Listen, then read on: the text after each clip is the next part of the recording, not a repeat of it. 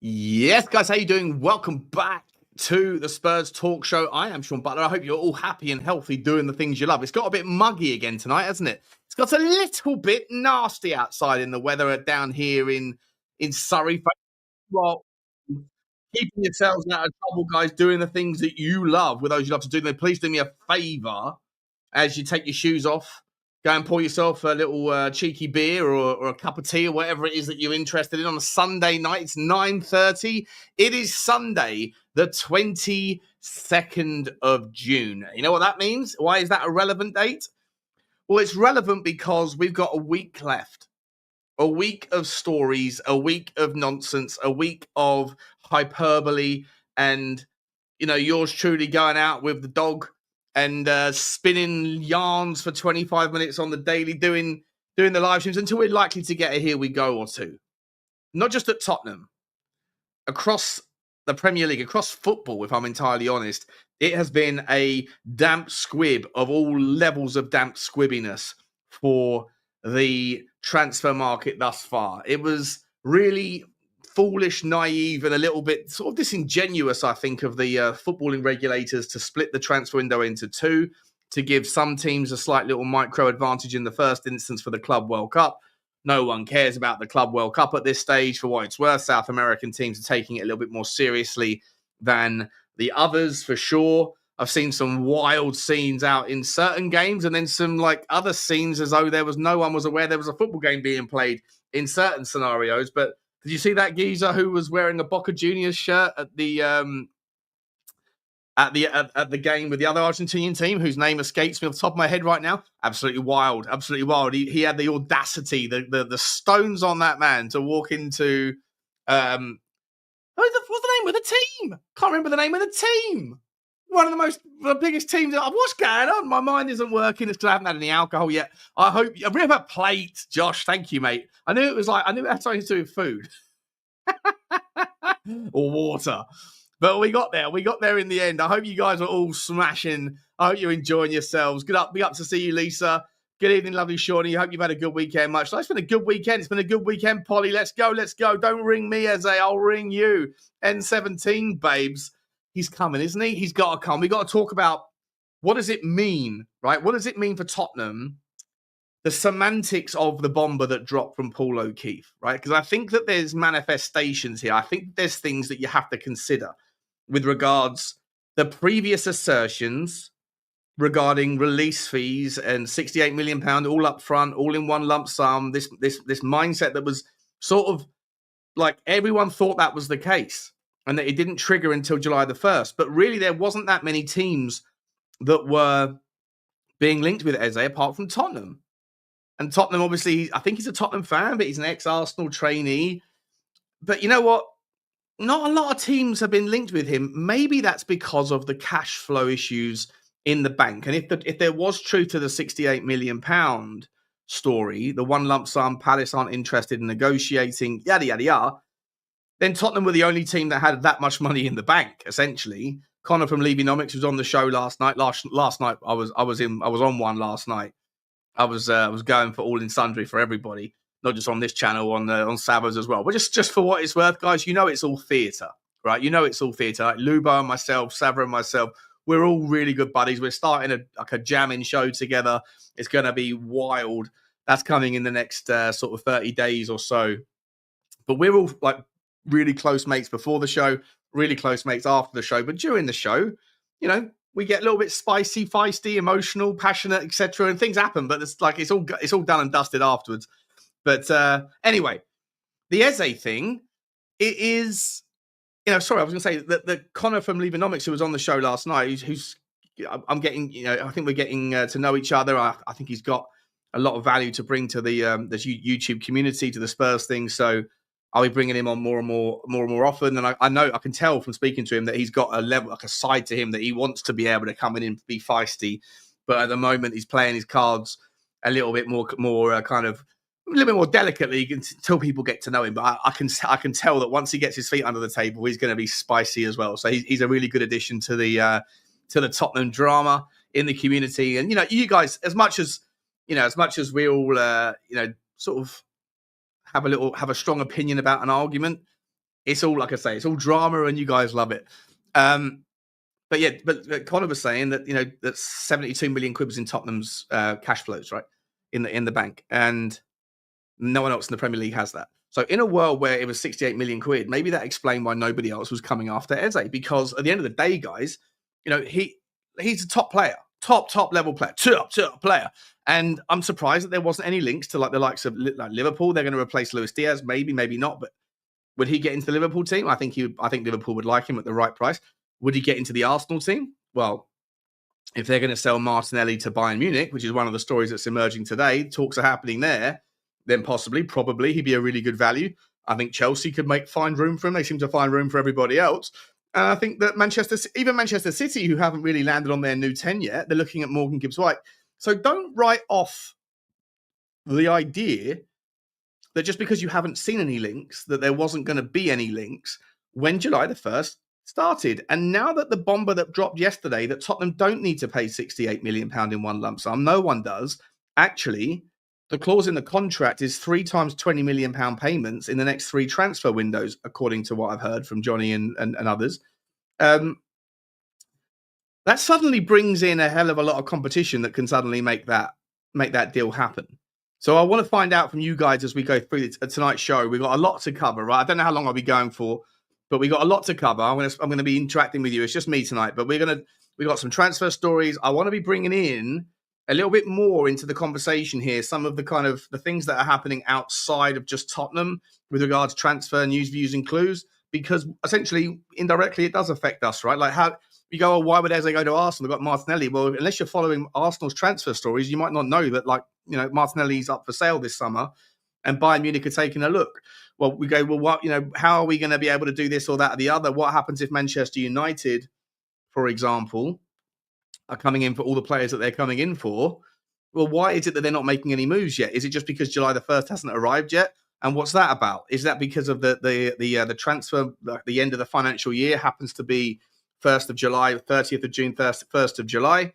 Well, maybe, but not for Liverpool, right? And maybe that explains why Liverpool have been able to do the business that they've done, was because they front run and they actually started their accounts for this financial year, as far as I'm aware, on the 1st of June. So they were able to sort of move all of their numbers and their spend into the next financial year before everyone else could. Aston Villa last year took the 13th month as an extension so they could get out of the FFP PSR nightmare that they were in last year. And this year, having fallen out of the Champions League in the spots, and they're participating in the Europa League with that 92% threshold that's coming down slightly, how are they going to get out of that when they don't have the ability to take the 13th month again? It's all really interesting. And we on this channel, we try to talk a little bit about that stuff, but we try to keep it mainly Tottenham. On tonight's show, I'm going to have to be bringing in some of these things as we go through, because it's all part of a very interesting jigsaw. And as I titled the show, guys, moments until liftoff at Tottenham and elsewhere. It's quiet now, but it's always darkest before the dawn. And the dawn is right around the corner. 7 days. 7 days. And then I think you're going to see a monumental, massive nuke. Maybe I shouldn't use that word, but dropping into the transfer market. I think there's going to be spend galore. I think that you've got so much activity that's percolating around with regards teams that are getting ransacked, like Bournemouth, possibly losing 5 of their stars. Brighton are looking for new replacements. Chelsea have signed 4 or 5 young players already that aren't joining until next summer, one of them being £41 million superstar out of Sporting. We'll talk about that. So Chelsea are always percolating. Are Liverpool close to being done? What about Mark Gahey? How much will it take to get Mark Gahey out of Palace now? Tottenham Hotspur lost the opportunity to sign him in January when we bid £70 million. Rumours out today that Mark Gahey is going to chew and churn away at that last year of his contract so that he can get himself into a free transfer spot. And how much sense does that make for him and his agent? Well, a lot, clearly. But is there a loyalty clause? Is there some sort of, is there some part of the conversation here where someone could come in with a cheeky bid? Now, rumours are that he turned down Tottenham. He turned down Newcastle. He has intentions to sign for Liverpool. But Liverpool, well, they've still got Konate. They might be losing Kwanzaa, but they've still got Virgil van Dijk. So is there going to be that desire right now? And the interesting thing would be whether or not Liverpool will say, no, we're going to hold horses and we're going to wait until next summer where we can get him for free. And look, maybe he doesn't have to do anything, but maybe, just maybe, that opens the door a little bit for someone else to come in and offer him a competitive wage to be able to get into European football 1 year sooner than he otherwise might be able to, if the other elephant in the room, which is Crystal Palace's Europa League access, is blocked because of their owners and the admin issues that have befallen them. We're going to be talking all about that, guys. And if we have time, then guess what? I'm going to be doing some Wyscout with you, okay? Well, I haven't planned any of this stuff with the Wyscout, but I have got the tool open in front of me, and we can go and find ourselves a cheeky Monster 6 or maybe a winger. How does that sound? Let me know in the comments. I'm going to just quickly press pause for a split second and say hello to everybody.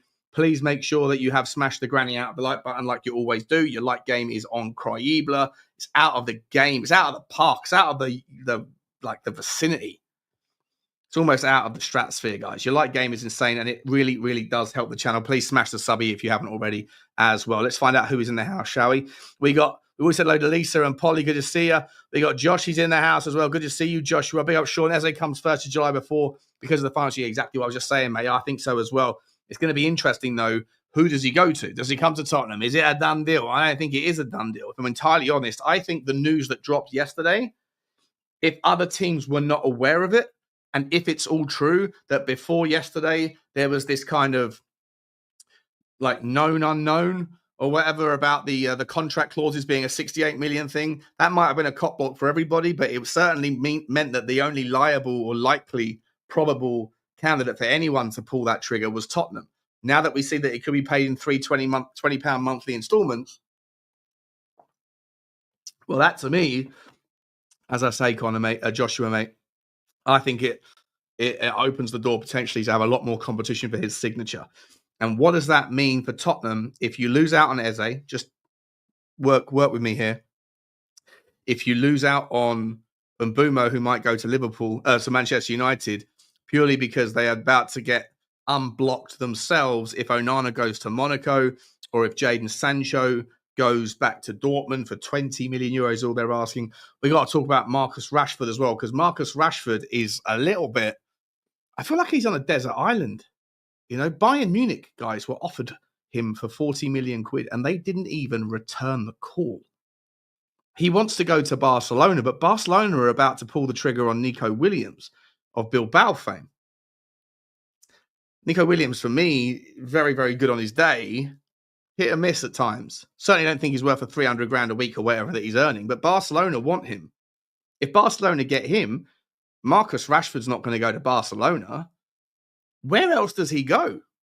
That's kind of good news for Tottenham indirectly, in as much as that Manchester United can't really move on Gyökeres, can't really move on Osimhen, can't really move on Openda or Jonathan David, who, by the way, we got to talk about him. There's a bomber drop in a minute. That's a real shame one as well. But tonight's show is going to be a little bit of a weave, a lot of waving around, it's going to be a lot of coming at it from every angle, Mr. 360. Let's find out. Good evening, Connor. Good to see you, mate. Lukey, good to see you, bro. Yes, guys, how are we all? Good to see you. Hope you're good, Sean, mate. I'm good, El Dante. I'm good, mate. Good to see you, Johnny boy. Simo, good evening, Sean. Been at the cricket all day. What, you been at Lords? Is it Lords at the moment? Is it England, India? I used to be mad about cricket, but I haven't really dialed in for a while. Tom Crockett, good evening, mate. Good to see you. Good evening, Graham. Just read United have made a £127 million bid for Rafinha. What? Fuck off. No chance. No. What are we doing here? Barcelona still, hang on. Let's get it up. She's not lying. Well, she's seen it. She's seen the link. Let's have a look. Let's see what we're doing. Let's see what we're working with here. What am I doing? Here we go. Barcelona star feels betrayed by teammates and threatens to leave after £127 million. Football 365. Manchester, is it on the screen? It's not on the screen, is it? Sorry, give me 2 seconds. Here we go, guys. Wowzers. Man United have been boosted in their bid to sign Rafinha from Barcelona after putting in a £127 million offer. As the Brazilian now feels betrayed by a teammate, Amorim is working closely with newly promoted director of football Jason Wilcox to rebuild an ailing United squad, which produced the worst season, yada, yada, yada. The focus is very much on attacking players in the transfer market. It shouldn't be, bro. It should be on a few other parts of the team as well.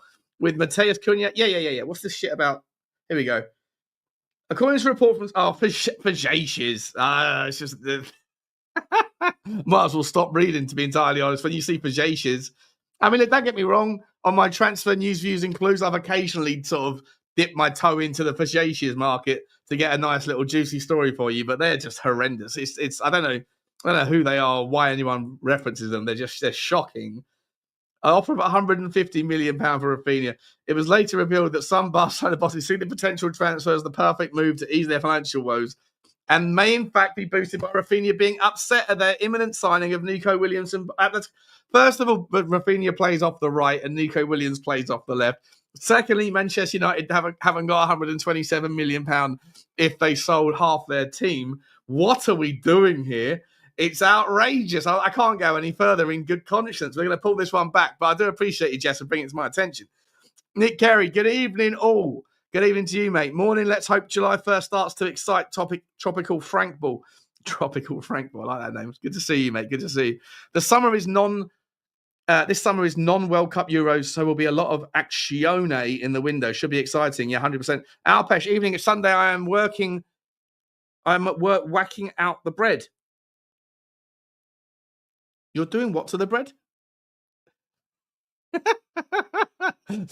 What? Someone get some food standards and hygiene around there. Don't be whacking into the bread, bro. That's a bit weird. A little bit weird.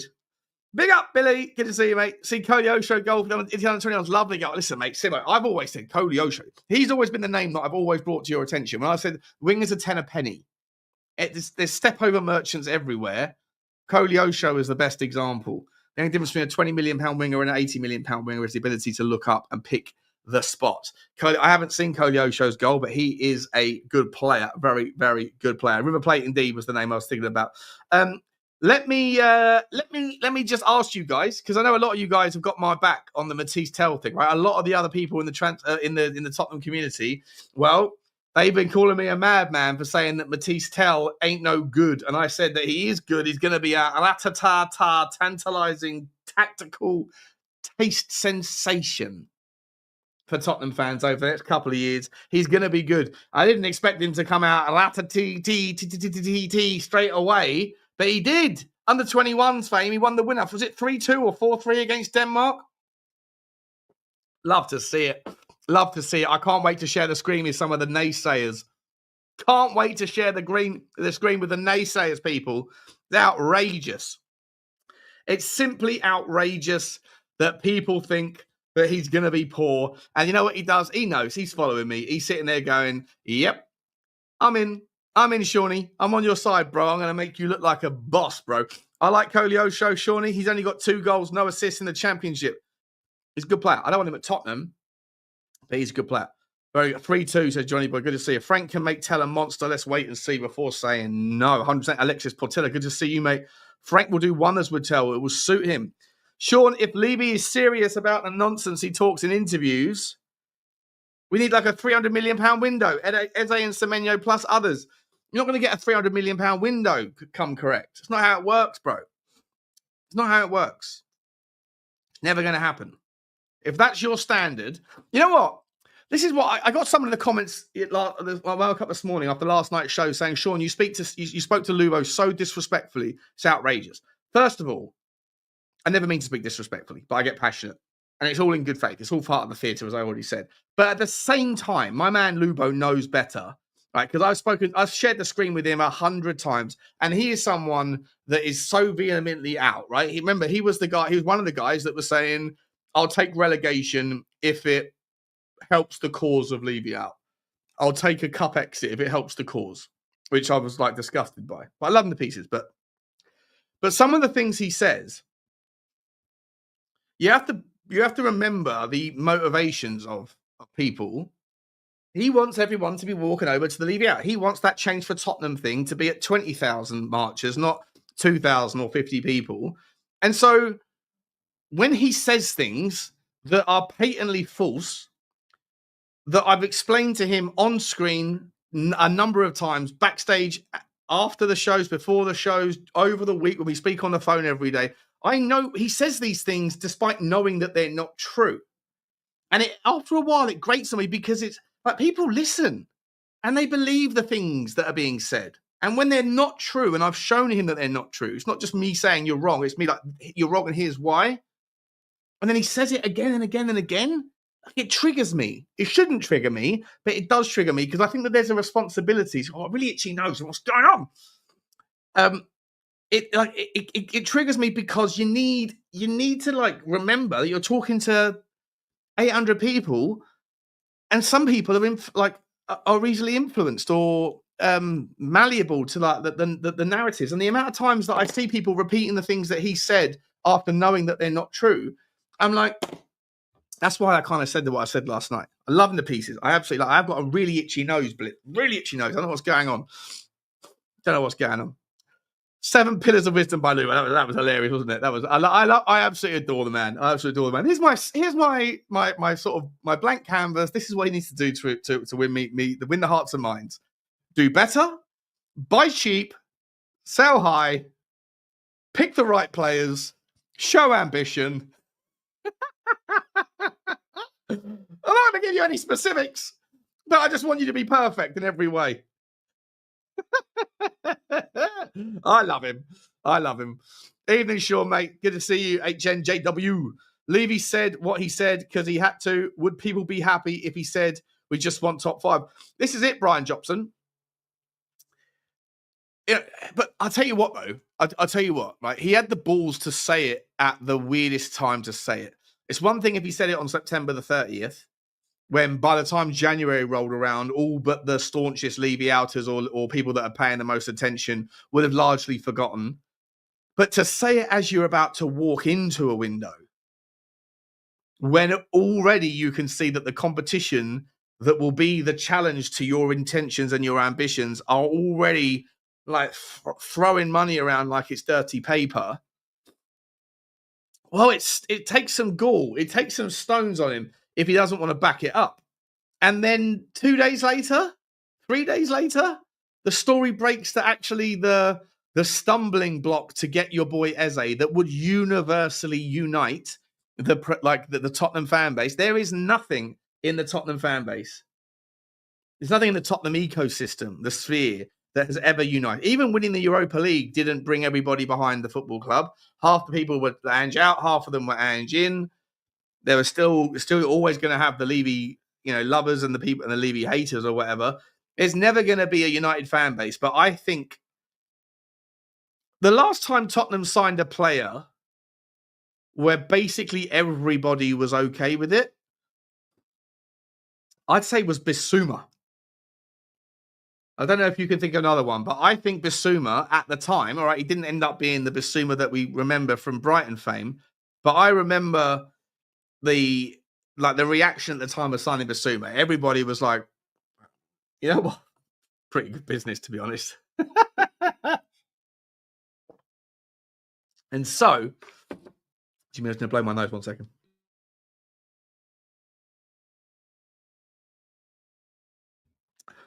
And so, I think that if Daniel Levy said what he said, and then 2 days later, the truth comes out that it's not going to take, well, basically his ability to hide behind, no, we wanted him, but unfortunately we can only, we have to live within our means with Tottenham Hotspur. We're sustainable. All the shit we've heard in the past. Well, that goes out of the window now. Now, as I said, it does open the door for new entrants into the market. And, maybe those entrants are going to come in and go, okay, like an Arsenal might go, well, we'll buy Eze. He was part of their youth team, remember? So it might not be as simple now, despite it being economically logical and more easier to be able to do this one and also do another one and also go and get the 6 and also go and bring in Carl Walker-Peters or Dennis Serkin, and go and get a centre-back if Romero leaves. We'll talk about Mark Gahey in a minute because as I say, Crystal Palace are a team that thus far has kind of somewhat escaped from the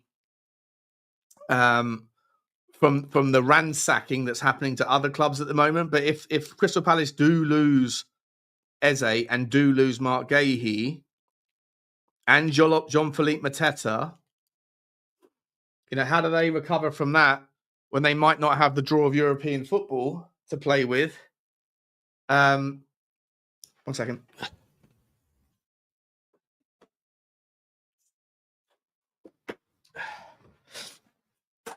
Jesus, need a little shoot of that Sinex. Look, Crystal Palace have got something we've got to talk about, guys. We're going to have to talk about it. And I think part of these late night shows that I'm going to be doing more often, because I'm going to try and up the content for you guys over the next few months to like maybe 2 or 3 videos a day. Well, definitely 2 a day, but 3 a day if possible. Then we have to talk a little bit more about things that are happening outside, because I think they are like they're like factors in the puzzle, right? They're factors in the puzzle. Anyway, I think Bissouma was the last time the fans universally got behind it, and Daniel Levy has the opportunity now, but he also has this like of all the times to say, like he said, it's who we got our Tottenham back just at the end of that 10-game run, and it was the death knell for that kind of momentum that we created. Well, to say what he said at the start of the window is either incredibly ballsy if you had no intentions to back it up, especially knowing how much money is flying around and about to launch into the stratosphere this transfer window in the next 8 days. You really want to hope that you get 1 or 2 of these boys done big early. And if you do, if you bring in Eze, I think that will be something that is universally accepted. Don't forget Ndombele. I don't think anyone knew who he was, mate.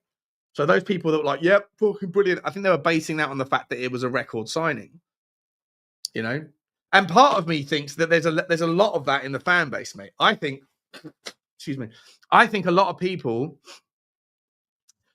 would be happier if Tottenham signed Semenyo, for example, at £80 million than at £70 million, because somehow they attach the valuation of the player to the quality of the player. And without knowing too much about what sort of player he is, I'm not saying this about you guys, because I know you guys are all like, you're passionate football fans, passionate Tottenham fans, but a lot of the people in the fan base would probably think a more expensive signing equates to better value. And I think that happened with Ndombele. I think anyone really knew who he was. And then when we signed him for 60 million quid, everyone was happy because they assumed that he was a baller. Then we looked him up on YouTube and went, oh, look at this guy. He can do weird things with the ball. He's going to be excellent. And then it completely fell apart. Van der Vaart, says Noel. Van der Vaart was definitely universally appreciated, for sure. Martin Walton says, I'm definitely in the minority, but I don't want us to sign Eze. Do you know what? Let me guess what your rationale is for that. Is your rationale for that he is a right-footed, left-sided player who plays out in the 10, who plays in the 10 or the left wing? Like basically right footers who are 10s in certain systems get shoehorned out to the left wing, and we need a left winger, a left footer in our creative role. And if that's your rationale, I hear you, Martin. He says you can explain. Okay, let me know. Let me see where you are. Did you explain it somewhere else? I haven't seen yet. Come back in, Martin, and let me know. I've thought the same thing. I think that we definitely need a left-footed winger or someone to play on the wide. But I think that was more needed in an Ange system more than it will be in a Frank system. I think in the Frank system, you're going to have more narrower guys. I would even imagine that maybe Eze is given more of a free role where he can kind of pick up space wherever he chooses. And I think that what you can also do if you have that relationship and you're playing Maddison alongside it is that 2 of them are allowed to be entirely fluid, and they have to work on relationships. They have to get that kind of chemistry. Like when I was talking about Ange Postecoglou when he first came in and said, this is the framework, this is the kind of the non-negotiables. We kick out from the back. We always take a forward step, yada, yada, yada. But how that looks, well, that's up to the interpretation of the team. And if you need to like think outside the box and go a little bit unorthodox, then so be it. And I always said the whole way through that period with Ange, I was like, well, it adds a hell of a lot of strain on the minds of young people, young men who haven't played that much time together to be able to figure out, well, who is it that's going to think outside the box and do something unorthodox? Should it be me? Should it be him? If it is him, what do I need to do? How do I react to it? And all of those things can create circumstances where you can get transitioned on and then get pulled out. And we got pulled apart eventually because it was very easy to figure out.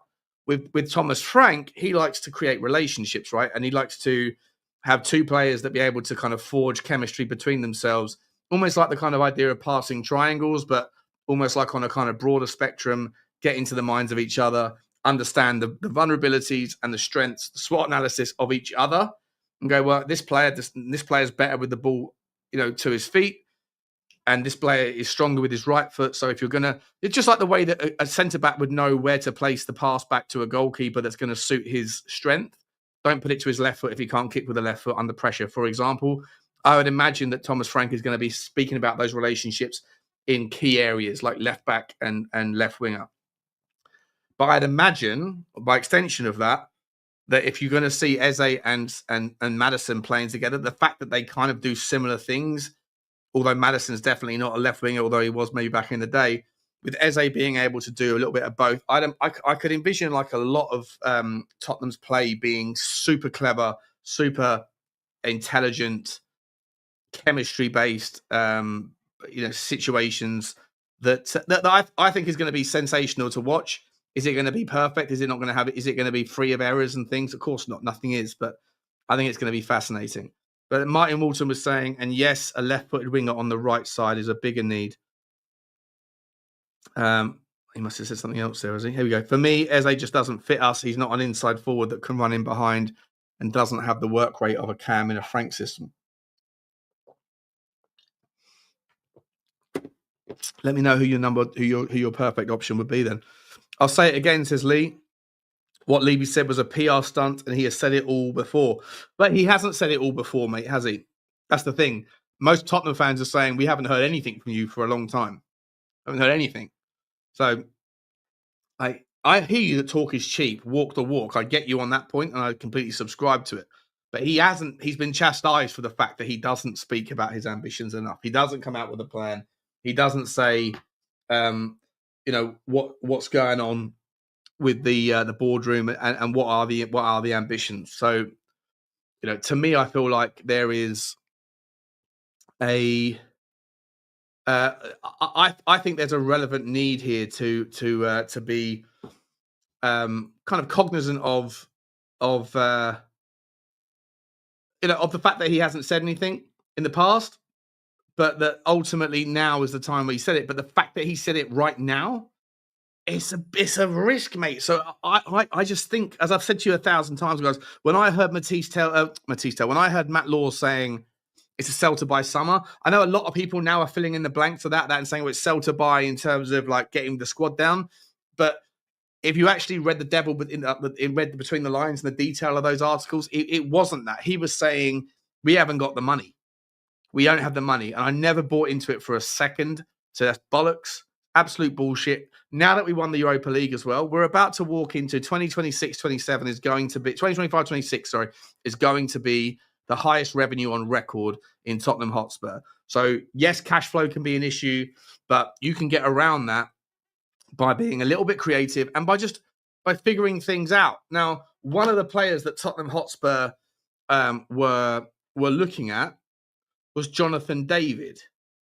And Jonathan David, let me get the story up. I can't find it right now off the top of my head. I've got like 400 tabs open to you guys. Jonathan David has been... what are we doing here? Tools, recent, past 24 hours. I know what's going on. Hang on. Jonathan David to Galatasaray is apparently the story. Right? So I was saying at the start of the show, there is like insane amounts of energy and transfer stories that are certain teams are just all over everything. Monaco seem to be buying everybody. Manchester United seem to be buying everybody. Galatasaray seem to be buying everybody. Al Hilal seem to be buying everybody. And we haven't seen much in the way of that yet. But apparently, Jonathan David... Oh, sorry, it's Fenerbahce. Sorry, this one. Fenerbahce have offered, according to Serhan Hamzaoğlu, which is a big Turkish ITK, apparently. He's got 500,000 600,000 followers on Twitter. Big TV sports guy, TYSD. He says that Fenerbahce have offered Jonathan David a massive contract in order to tempt his signature. He's waiting to review all offers from Europe before making a decision. I've got to ask you guys, right? I've got to ask you, would you still want to see Jonathan David coming to Tottenham Hotspur? And if so, how do we get rid of the stubborn stain, the cop block, the little bro who won't go out for a skateboard when you're trying to get the girl round for a rat-a-ta-ta time? How do you get rid of Richalison or Solanke? I'm only saying Richalison because he's the guy whose contract is amortized to the point where there's an opportunity to move it on. But if you are Jonathan David, are you coming into Tottenham as part of a three-man strike force? I would say no, especially if you're playing at times an inside forward setup where Matisse Tell or Eze or Mbeumo, whoever else is going to be. The fact that we haven't made a move on any strikers, to me, suggests that it's just not the way we want to go. But for me, I don't really understand why it is that we can't make a move on Jonathan David here.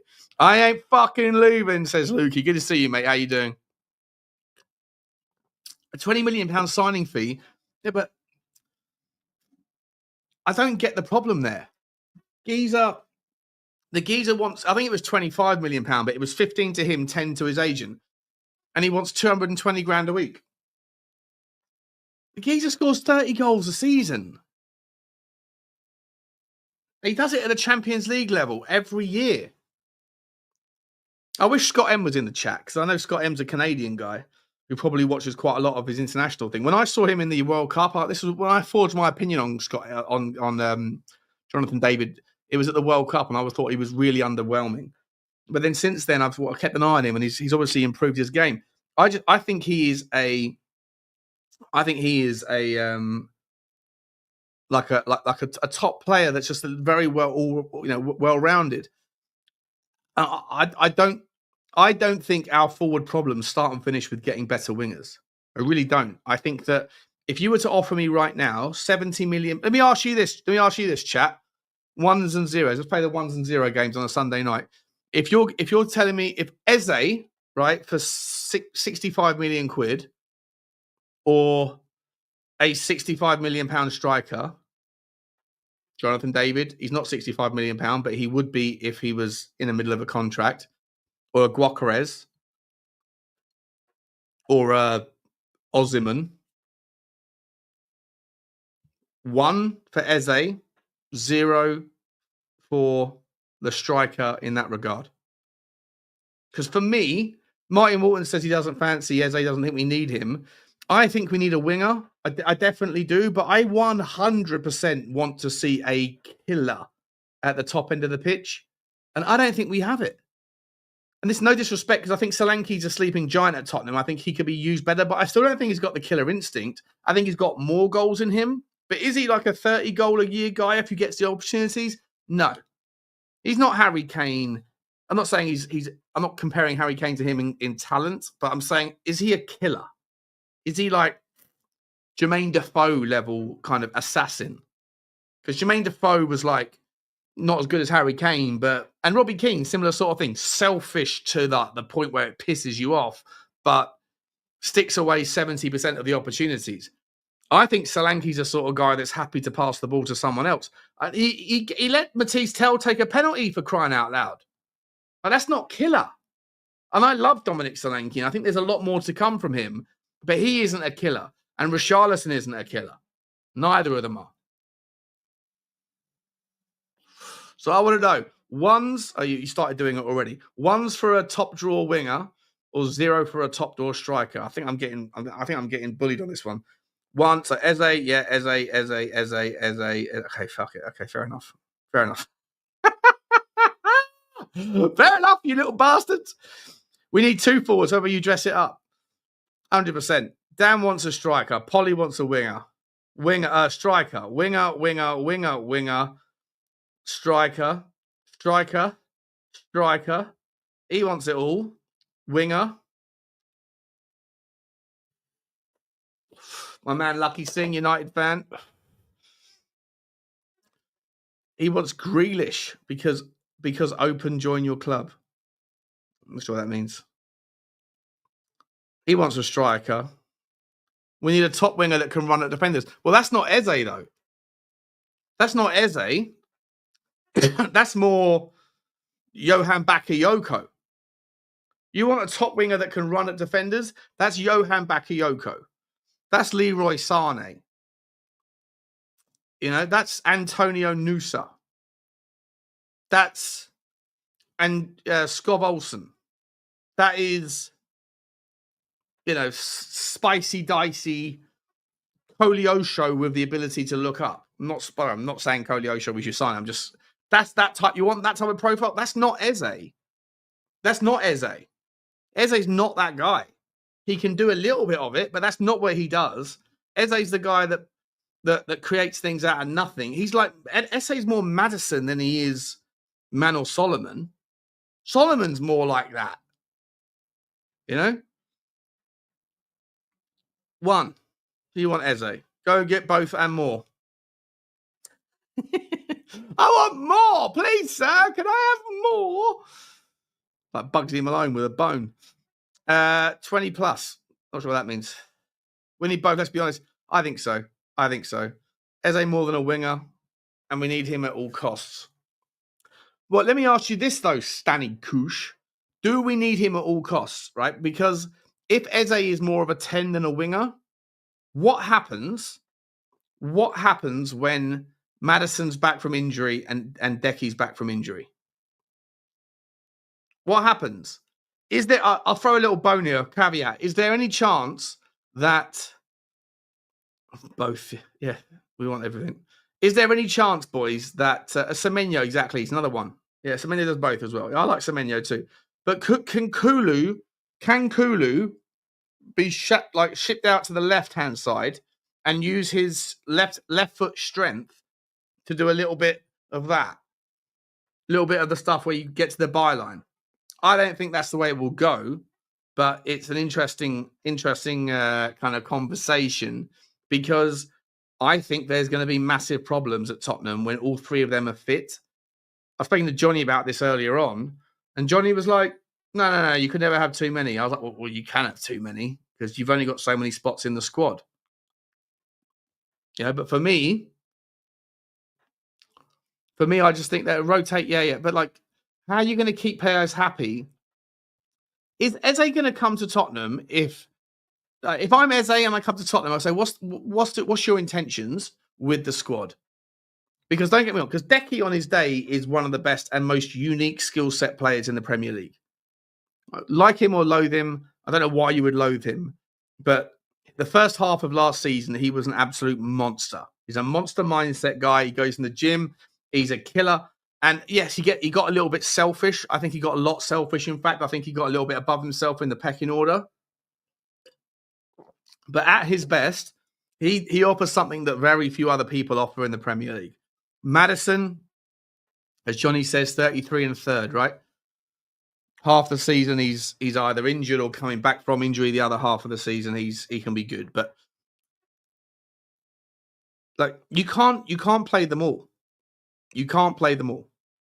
So in any game, unless Eze is playing alongside Maddison, I'd see Decky getting relegated to the bench a lot right now. And for me, that means that Tottenham probably are going to move him on next summer, which is fine, by the way.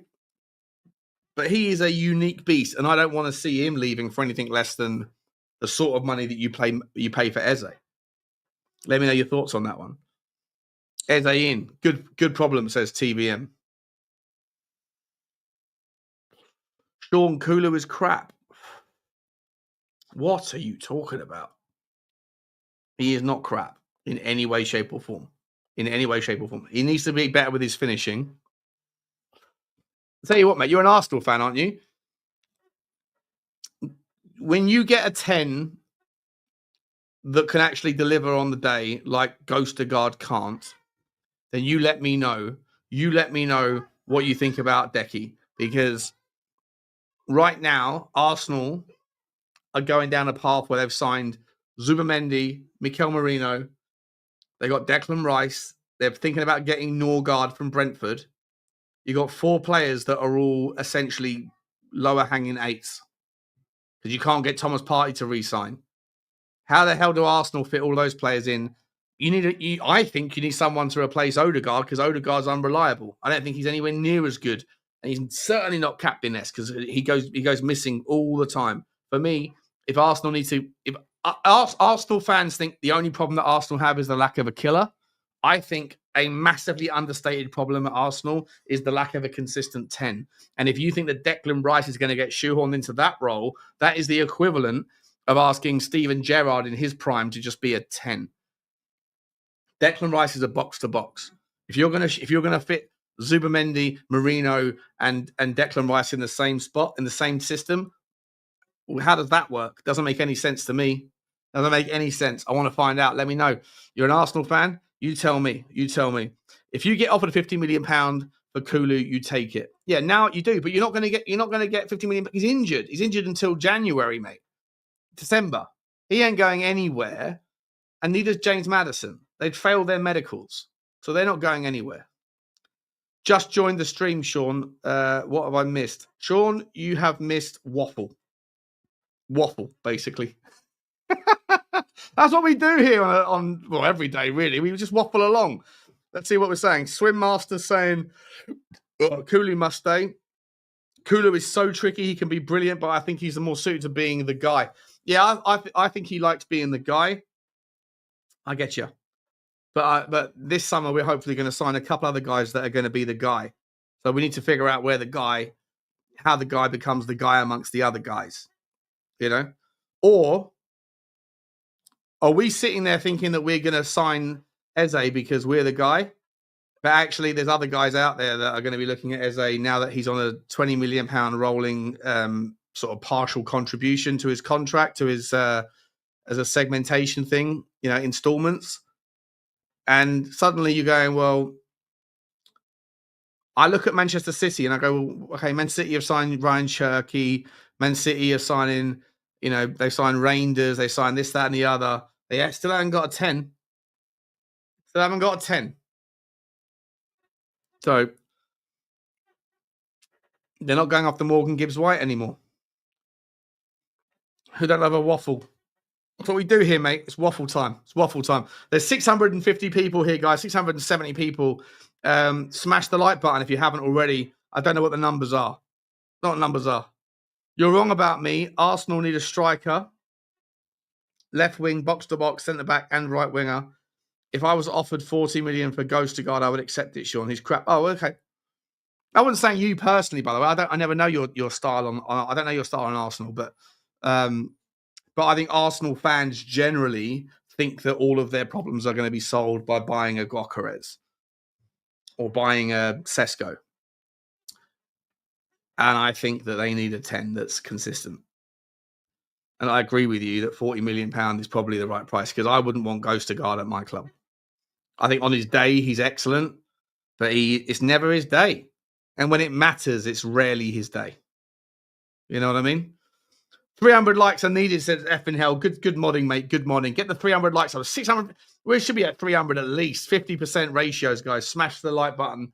Smash the subscribe. Let's get back to some transfer news, views, and clues for you. We're going 48 minutes, and we got some. I want to play the Wyscout with you as well, guys. I want to play the Wyscout. So we got some things to talk about. But there's a lot going on in the world of the market. So Bayern Munich have not given up on Nico Williams and have offered him a £12 million euro salary, right? This was out an hour ago from Plettigol, who is Bayern Munich's sort of chief geezer, right? The reason I'm bringing this up to you guys, I want us as the community here, the Spurs Talk Show, I want us to be thinking about all things football.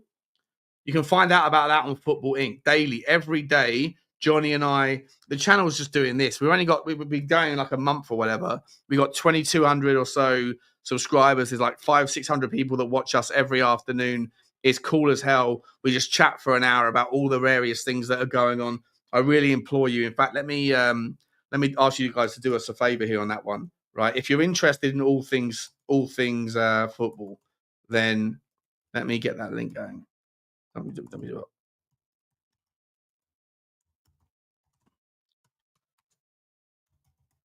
If you enjoy the kind of like the all things football, and I think that you should, right? Because some of the stuff, it might not affect you, but as a Tottenham fan, but it does indirectly. And we go through this stuff, and I'm finding that my knowledge of wider things in football is helping me make sense of what's happening at Tottenham. So if you're interested in that stuff, then get over to youtube.com/football inc. Link is right there. Smash the granny out of that subscribe button. But we're going to talk a little bit about this right now, because Bayern Munich, Pletzigoal, they're saying they haven't given up on Nico Williams. Okay, how does that affect Tottenham? Well, it affects Tottenham in as much as Nico Williams is thinking he's going to Barcelona. Barcelona have also got a second option in Marcus Rashford. Marcus Rashford is where it affects Tottenham, because I'm not making the argument that Tottenham should be signing Marcus Rashford, but I actually don't hate the idea, for what it's worth, of Marcus Rashford coming to Tottenham. When you have a guy behind him like Matisse Tell, you're going to need to have rotation. You're going to need to be able to give Tell minutes to be able to do what he wants to do. And if you bring in a guy that's just like a no-brainer, obvious starter, worldy, then you're going to, maybe frustrate Matisse Tell a little bit and make him a little bit unhappy. And all these things are kind of part of the politics of football. And I don't mind all that stuff. Appreciate that, Swim Master. Give it a go, my man. Give it a go. But for me, I just think that if Marcus Rashford goes to... So Bayern Munich were offered Marcus Rashford. Right? They were offered him. They sent like a £40 million kind of come and get me plea to Bayern Munich. And Bayern Munich didn't even open or didn't even respond to the email or the phone call or whatever, allegedly.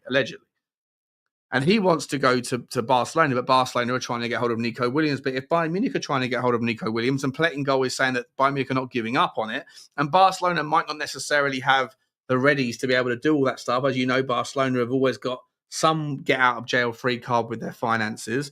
Then what does that look like for Marcus Rashford? Well, it gives him a kind of a potential out.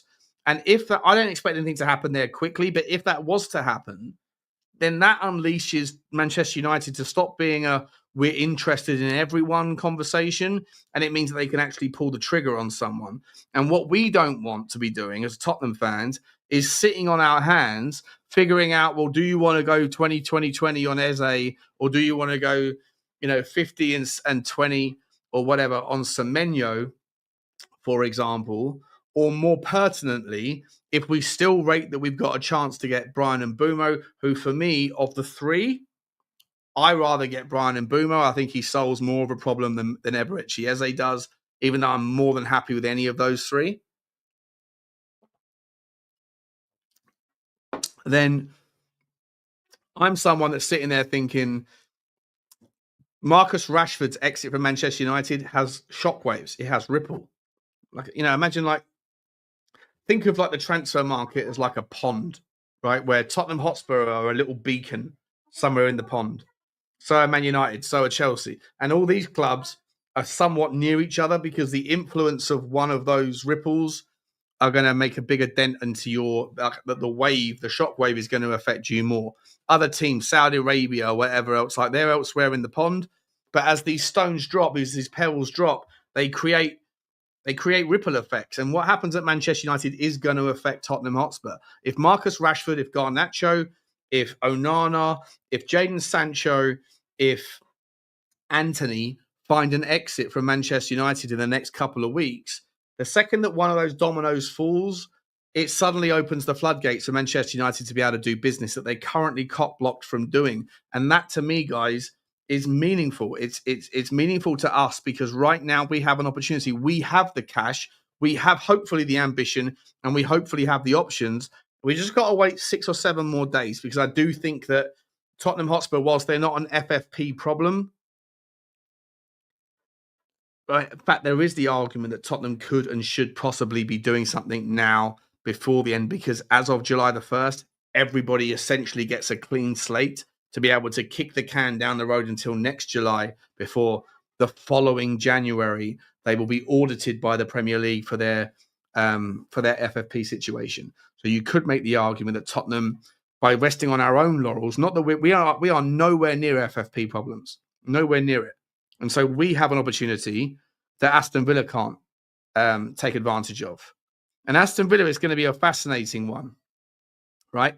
Harvey Elliott, Liverpool fame midfielder, probably all going to either Brighton or Aston Villa.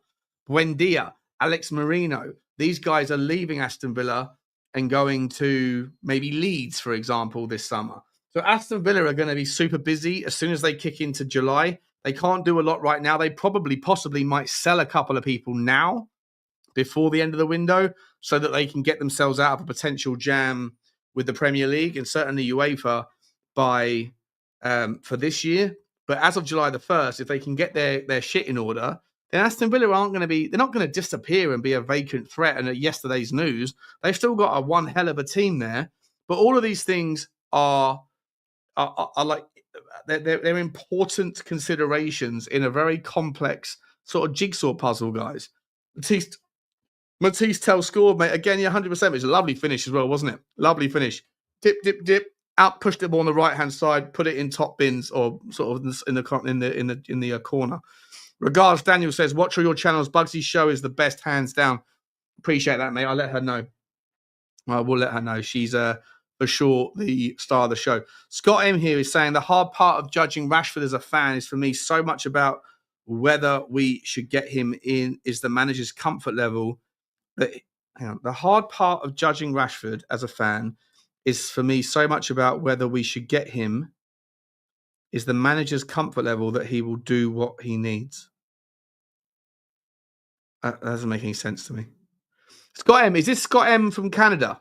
Is this Scott M from Tottenham away? If it is you, mate, can you let me know what you think of Jonathan David? If it's a different Scott M, then well, you let me know either way, basically, if you've got an opinion on him as well. But if you are Scott M of Canada fame, then let me know, mate, whether you think that Jonathan David is up to the standards. I'd take Rashford in a heartbeat if we sell Son, says Martin Warden. Listen, I'm not against it, mate. I'm really not against it because I feel like I think he did really well at Villa. And I think there's a goldfish bowl at Manchester United, you know? It's like one of those ecosystems that I don't think Tottenham have the same level of scrutiny. And I think that, spent a lot of time with Johnny. Johnny thinks the guy's a dickhead. Johnny thinks the guy's a donut. And look, maybe he is. I don't know. But I challenged him on Football Inc. today. I said, what are you basing that on? You're basing that on what? The fact that he wears a certain type of clothes and he thinks that, he walks with a strut or whatever. I don't know. Like, you could make the same argument about Bissouma, right? Bissouma, he was seen like dressed in all the same Louis Vuitton thing. I don't. Like, I'm not gonna prejudice a player based on the way that they walk or talk or dress. I want to know why, whether or not he's going to pull his weight and whether he's going to add value. Now, one of the arguments I think in Johnny's favour is that I think Amorim said, you got to turn up and try, and so maybe there's an inference there that he doesn't work hard enough at in the training. And if that's the case, then fair enough. But I would imagine that if Tottenham are going to make a signing for something a little bit kind of left of centre, then I would hazard a guess that Thomas Frank's the sort of guy that's going to have that conversation as the psychologist, the kind of professor type vibe that he is, and be someone that's going to, have the conversation and say, what is it you want to do? What are you trying to achieve? Are you buying in? Are you fully on board? No dickheads policy. But the biggest filter of the no dickheads policy has to be the manager. He knows what a dickhead looks like to him. And we're going to get on board this, right? We're going to get behind this guy. And I'm excited to see what he can do, by the way. I really am. It's going to be fascinating. I'm going to get the tactics board out and stuff as we move through the season and sort of play around with what we're thinking about. Dermatron with a super chat. Good to see you, Dermo. Thank you very much, mate. Keep up the great work, Sean. Sean must do a show soon. Come on, you Spurs. Mate, I'd love to have you on, man. I'd love to have you on, buddy. Great to see you, mate. Thank you very much for the super chat, buddy. We're putting in a lot of work over here, but listen, it's going to become an ever-present part of my life. I think I've decided, for what it's worth, guys, like to move sort of essentially full-time into media, right? So I'm doing the show. I'm doing the Football Link with Johnny. I got the Spurs Talk Show. We're going to be starting the Spurs 5 in a couple of weeks or a month's time. Hopefully, we're going to have some really cool ideas for that. And then because of the problems I've had, it's essentially made it pretty difficult for me to be able to interact with other people's businesses like I usually do from other businesses. I can't trust the fact that I don't have a protection from accessing other people's websites or their accounts and things. And so as a consequence of that, I think at the moment I'm just going to walk away from those marketing businesses that I've got, and probably the same for the kind of financial advisory stuff that I've got. It's all fine. Like it's going to be like they're just going to be in hibernation. But as a consequence of that, I'm someone that whenever I want to be into something, I put my full gamut into it. So you're going to be seeing a lot more from the Spurs Talk Show, a lot more from Sean Butler TV, the other channel, obviously Football Inc., and now the Spurs 5, and there's going to be a bunch of other things happening. So you can expect a shitload more of me if you don't mind seeing my ugly grid all the time. There's going to be a lot more content to say coming out. What are we saying here? Sean, is there a chance that Levy is fishing in the PSR pond and we see stuff happening? Do you know what, Paul? I genuinely do think that not so much the PSR pool, because it doesn't look like there's too many clubs that are going to be in trouble from PSR perspectives this year. But I think that there's going to be a lot of activity out of the French market. Genuinely do. I don't know whether Tottenham are going to be a participant in it, but I think that we've been talking about this forever on this channel. Football finance is a major, obviously, it's always a consideration, right? It's always a factor. And for me, I think that the Ligue 1 is, they're going through a really tough time. All the clubs there are going through a horrendous time because of the kind of somewhat failed media deal, right? The media company can't pay their bills and things. And so as a consequence of that, you have a hell of a lot of teams in France that paid X amount of money for a player from wherever they found them, built them up over a couple of years, seen these players develop and become what you would traditionally ascribe as like doubling in value or, going through the stepping stone process to the bigger leagues. But now they're selling those players for essentially the same money as they bought them for because they can't pay their bills. And, PSG might be an anomaly, but the teams like Metz, teams like Lens, teams like Marseille, Rennes, Stade Rennais, these sorts of teams, there's going to be a lot of the talent that's in those clubs that are going to be leaving this year. Callum Mwendo is a really interesting player. The more I've looked into him, the more I think that he actually is someone that I don't see him ending up at Tottenham.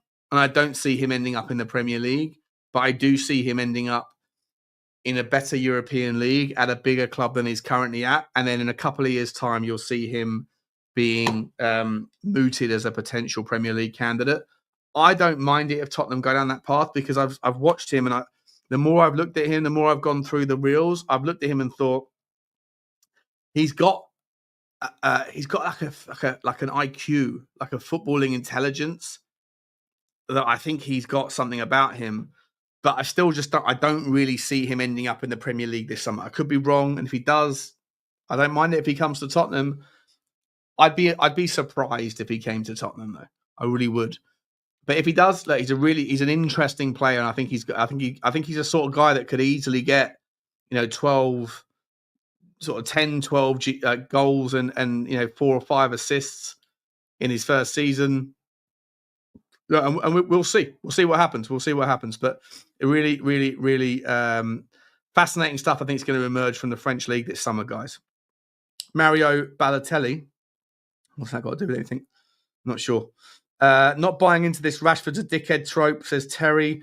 A dickhead does not do what he done for kids' meals during lockdown. If you are a wrong un, needs to fall in love with football again. I think I subscribe to that, Terry. I think you're right about that, mate. I think he's I couldn't give a shit about the culture of him dressing up a certain way and thinking he's God's gift. I'm sure most footballers do, right? They get paid a fucking fortune. They're young. They kick a ball for their paycheck, and girls throw themselves at them. And it's a nice life. So you'd be very unique if you didn't think you were a smart, cool guy. And how that manifests isn't a problem as long as you turn up and you work hard. The question mark is, why is it that Amorim thinks he's not got it in the effort stakes anymore? And I think that maybe a little bit of that is just getting out of Dodge. New environment, sort of factory reset, your clean slate at a new club. Do I want to see it come to Tottenham? I don't mind it, mate. I don't. But I tell you what, for me, the concern is that if a club does pull the trigger on him, then I think that it opens up the door for Manchester United to start getting really aggressive. And that, to me, is a concern because you've already got Arsenal that are about to do bombers galore, right? As soon as July the 1st comes around, you're going to see bombers in Arsenal's direction. Chelsea is just constantly at it, like non-stop. Non-fucking-stop, Chelsea. Liverpool are just doing remarkable things. Newcastle, it's going to be interesting to see what happens with Newcastle. Like, if I'm a Newcastle fan and I see Chelsea selling their left toe to their right foot and loaning it back in every way, shape, or form, they've sold car parks to themselves, they've sold hotels to themselves, they've sold women's teams. If I'm Newcastle United, I'm sitting there scratching my head wondering why.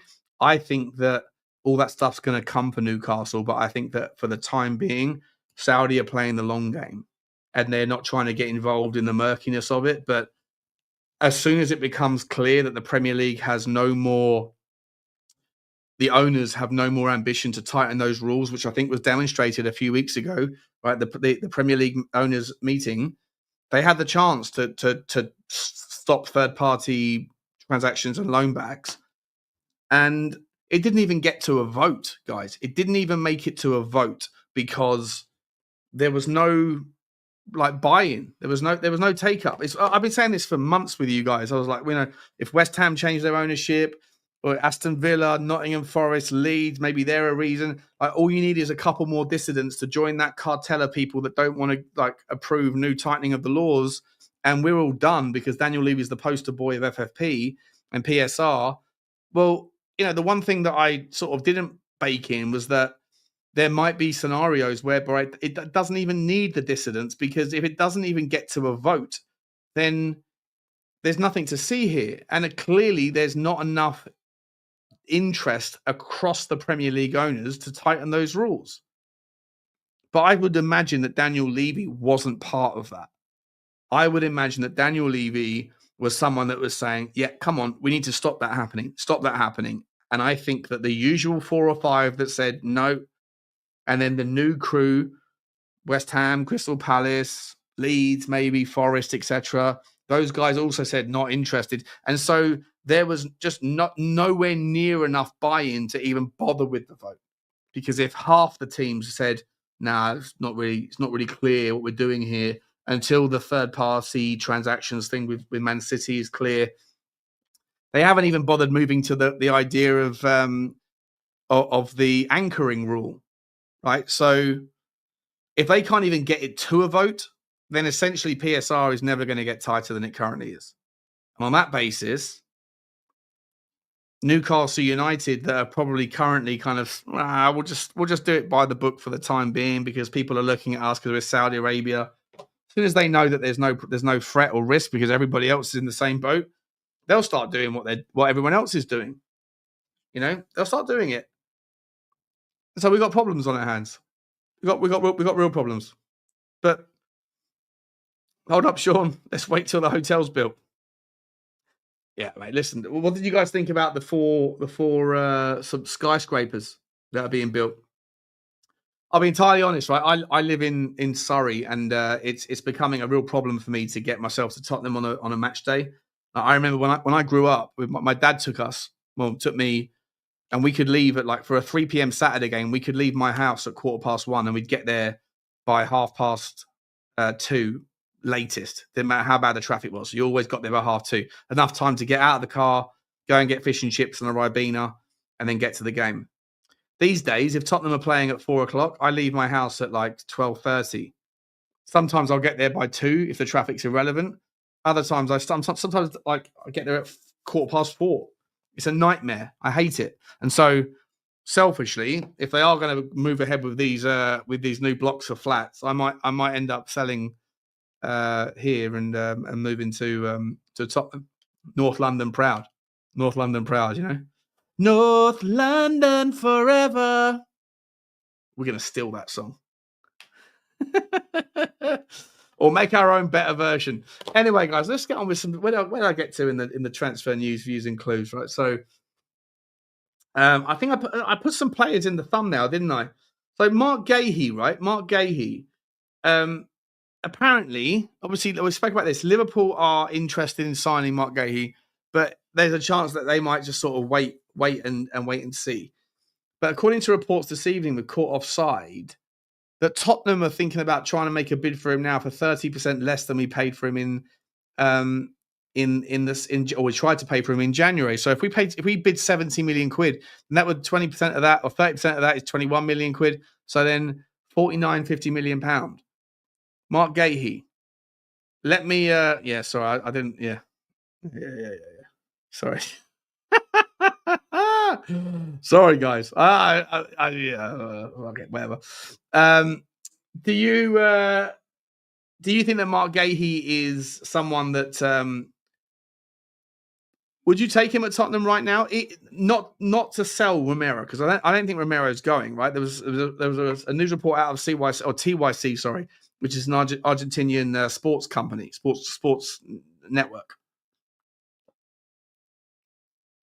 And they said that despite Lo Cholo, or whatever his name is, Diego Simeone, calling him every day saying, we want to bring you in, that he's apparently he's had his head turned back to Tottenham. He said, I'm going to stay. I'm going to stay and be a part of the project, which is great to see, great to hear if true. And so on that basis, I'm not sure if you need a centre-back. I really don't think you do. But I tell you what, you do need a fullback, right? And if you can get a fullback, because I still think you need someone to come in that's left-sided, left-footed, that can do a job in the 50% of minutes where Van der Ven's not injured. And maybe Van der Ven won't have as many injuries because he's not asked to do the same sorts of things as he was in an Ange system with the line being 15% deeper. Same time, though, I think there's question marks about how much are we going to think the same about Micky Van der Ven next summer as we do currently, when he has to do more of the traditional defending, where his get out of jail free physique and attributes are less prevalent. We shall see. But I think we still need to find a left-sided, left-footed centre-back that can slide in. And if he happens to be a left-back as well that can mix it up with Destiny Udogie and then let Jed Spence mix it up with Pedro Porro, I'm all for it. Now, people like Johnny are like, let's go and get Piero Hincapié. Well, he's going to cost you 55 million quid, so forget about it. I was all aboard David Hansco, but he's going off to Saudi Arabia, so forget about it. So when you look outside of Tottenham's youth and like people like Luka Vuskovic, who, by the way, I think Luka Vuskovic might be an absolute dream. I think, and here's a little shout for you here, guys, I actually think that Luka Vuskovic might be this season's Lucas Berghvall. I think he'll get a chance at some point, and I think he might not drop the baton. I think he might carry it and go and go and go, and we just sit there and go, holy fucking hell, amazing. I genuinely think this guy is potentially capable of being not just ready, but ready. Teddy, if you know what I mean. Not sure, though, but I think he will be. But I don't know if the club will give him that grace. Not sure about Ash Phillips. Not sure about Ben Davies. I don't know why we've extended that contract. It's a weird one to me. Have we extended it to sell? Possibly. Have we extended it to because we think he's a left side of a back three? If so, all right, I kind of get it. He's not a bad player. He's 7 out of 10, a steady 7, but it's not really what we want to be seeing. It's Tottenham we're trying to move on and kick on, right? We want to get excited about what this new ambition of Daniel Levy looks like. So we'll see. But for me, if we're looking for a player that can play left back and left-sided centre back, and it's not Ben Davies, Jarell Hato. I don't think you're going to see a better 18-year-old that's more, one of those type of guys when you go, we just signed Jarell Hato. Hello. And I'd love to see it. I'd love to see it. Let me dive back into the chat and catch up with you lot for a minute, see where we're going. I second that, Shawnee. How do you know about Vuskovic? What do you mean? I don't know about him. I just got a feeling, man. I got a little sort of feeling in my bones. I just think he's going to be someone that's going to be a squad player, be hanging around. He'll do enough in pre-season for Thomas Frank to say keep him around, and then he's young enough to be able to put into the B squad or whatever it is for Europe and stuff. I just think at some point he'll get his moment, and I think that he'll grab the baton and roll with it. I don't think he's someone that's I don't think he's someone that is going to disappoint. You know, someone like Archie Gray. I was saying this last night on Savage show. I might even said it on my show. I think that someone like Archie Gray, unfortunately, I kind of got wrong a little bit when I said last time. I said I think he's a top draw player. I think we overpaid. I think we massively overpaid for him. At what I've seen of him so far, I've got absolutely no issues if we loan him out, and I've got absolutely no problems if we sell him. I'm not writing him off. I'm not writing him off in any way, shape, or form, as in like he's not going to do it because he's 18 years old. So here, take this with a pinch of salt in which I'm suggesting it. I'm just saying that we spent a fuck of a lot of money on him, and he's clearly not. I haven't seen anything from him to make me think that he is. Like, if you're going to give me the choice right now, Pape Sarr or Archie Gray, I'm choosing Pape Sarr. Lucas Berghvall or Archie Gray, I'm choosing Lucas Berghvall. As a right back, if you're going to offer me Jed Spence or Archie Gray, I'm choosing Jed Spence. If you're going to offer me as a centre back Vescovic or Archie Gray, I'm choosing Vescovic. I'm probably choosing even Ash Phillips, right? So like, I don't really know what Archie Gray is supposed to be. He doesn't even get into the England under 21s. He's on the bench as a right back. I think that we massively overpaid, and I think that we can shake hands. Like, just because if he came in as a £10 million player, no one would have the expectations that they do of him, and no one would be as insulted by the prospect of loaning him out or selling him. We did it with Valise, right? Alejo Valise came in from Argentina as a geezer that played for Rosario Central and scored 15 goals or whatever it was. He came in, he got loaned out. We all forgot about him. He's failed on 2 different loan deals, and now he's going to be sold. The only reason people are so scared or like insulted by the prospect of calling it what it might be, I'm not saying it is, but what it might be, which is a mistake, is the fact that we pumped so much money into him. And for me, like, sometimes you shake hands with it and kind of go, okay. By the way, I'm not writing him off. I'm not saying he's 18, for fuck's sake. I'm not saying he's not going to make it. I'm just saying I haven't seen anything within the psychological stuff. I don't think he was that good at centre back. I know he came in and was shoehorned in, but I saw mistake after mistake after mistake from him. And so if it wasn't for the fact that he was such an expensive youth team and everyone was like, give him a chance, I think people gave him a lot of leeway that other players wouldn't have got. And I think in the 6th role, he was thrown under the bus against Liverpool, but ultimately, you know, he didn't do it against Villa. He didn't do it against Brighton. He didn't do it against Palace. He was poor in that role, and we got like just ramrodded. And at right back, I mean, what are we doing here? I don't know. So I think that there's like a protectionism about the Archie Gray thing. I think people feel scared to say maybe he just isn't that good, or certainly not that good yet. And so for me, if he's hanging around this squad next year, then I'm like, when does he get his chance, and how confident are you? And I'll ask you guys the same thing. I'm not sure he is ready for Premier League football. I'll make the same argument for Micky Moore, by the way. I'm not prejudicing him. Micky Moore isn't ready. I said it all last year, and I was told he hasn't had the minutes. Give him a chance. And now the people that are saying give him a chance, they're saying we'll loan him out now so that they can somehow shoehorn Manor Solomon into the equation. By the way, I've got to talk about the Manor Solomon thing. I said this last night on Football Heritage.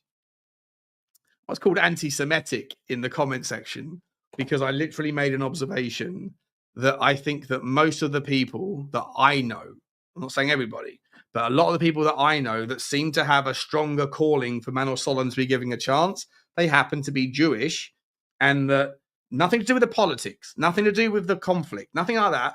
I was literally saying it's the same as Ange Postecoglou, and that most of the people that, or most of the people, a disproportionately higher amount of people that back Ange happen to be Australian, not because all Australians always back Australian people, 100% not, because there's something they have called a tall poppy syndrome over there, which is when Australian sports people get a bit above their station, get a bit cocky with their success, they chop them down and they rebuild them once they show some humility. But just because it's slightly rare to see an Australian do well in a sport where there's not that many Australians that are doing well, then Australian people are going to back their guy. Nothing wrong with it. Absolutely reasonable and fine. And I was saying the same thing with regards to Manor Solomon. The fact that he is Jewish, and it's a slight rarity that Jewish people are more likely to feel favorably about their guy. Nothing to do with the politics, nothing else, just the fact that it's a geographical proximity thing, as the same thing as Ange Postecoglou. And I was called anti-Semitic for saying it. I hope you lot on this channel know what I really mean on that one. Anyway, good to see you, Chris. Good to see you, mate. 100% right.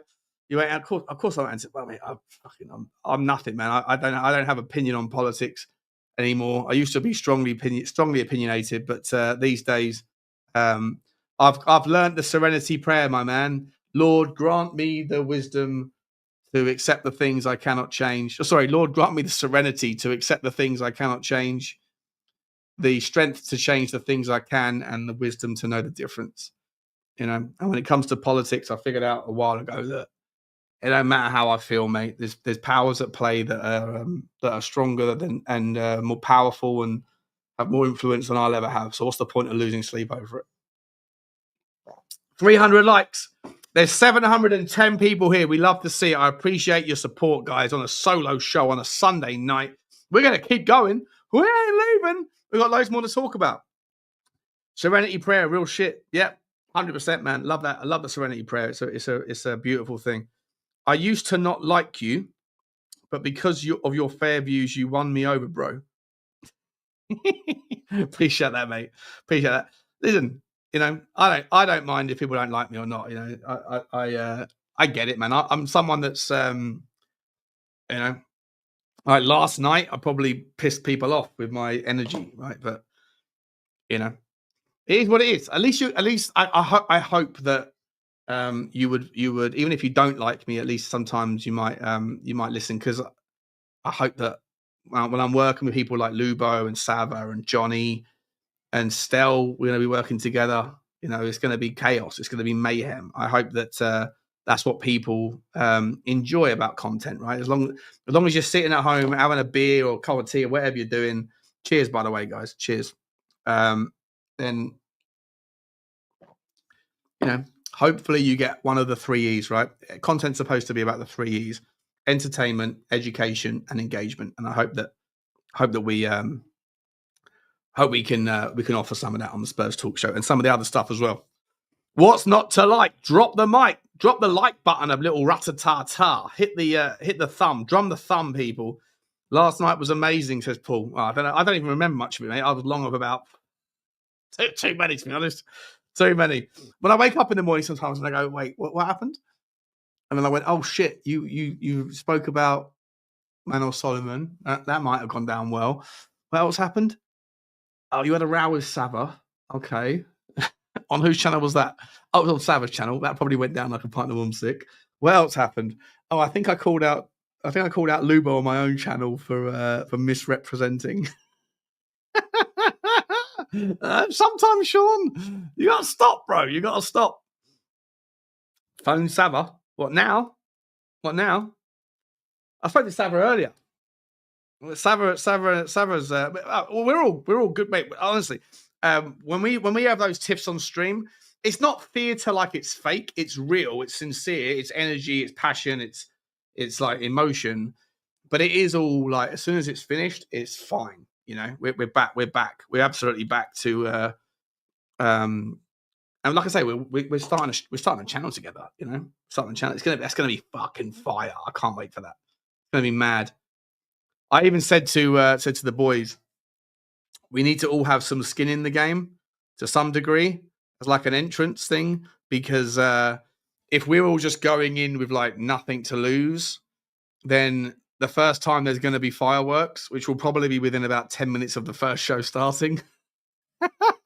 We could all go, fuck this. Whereas if we all put a little bit of money in or something, just to put it like so that no one can walk away the first sign of trouble, then it could grow into something crazy. Because I think it's going to be, a wild season.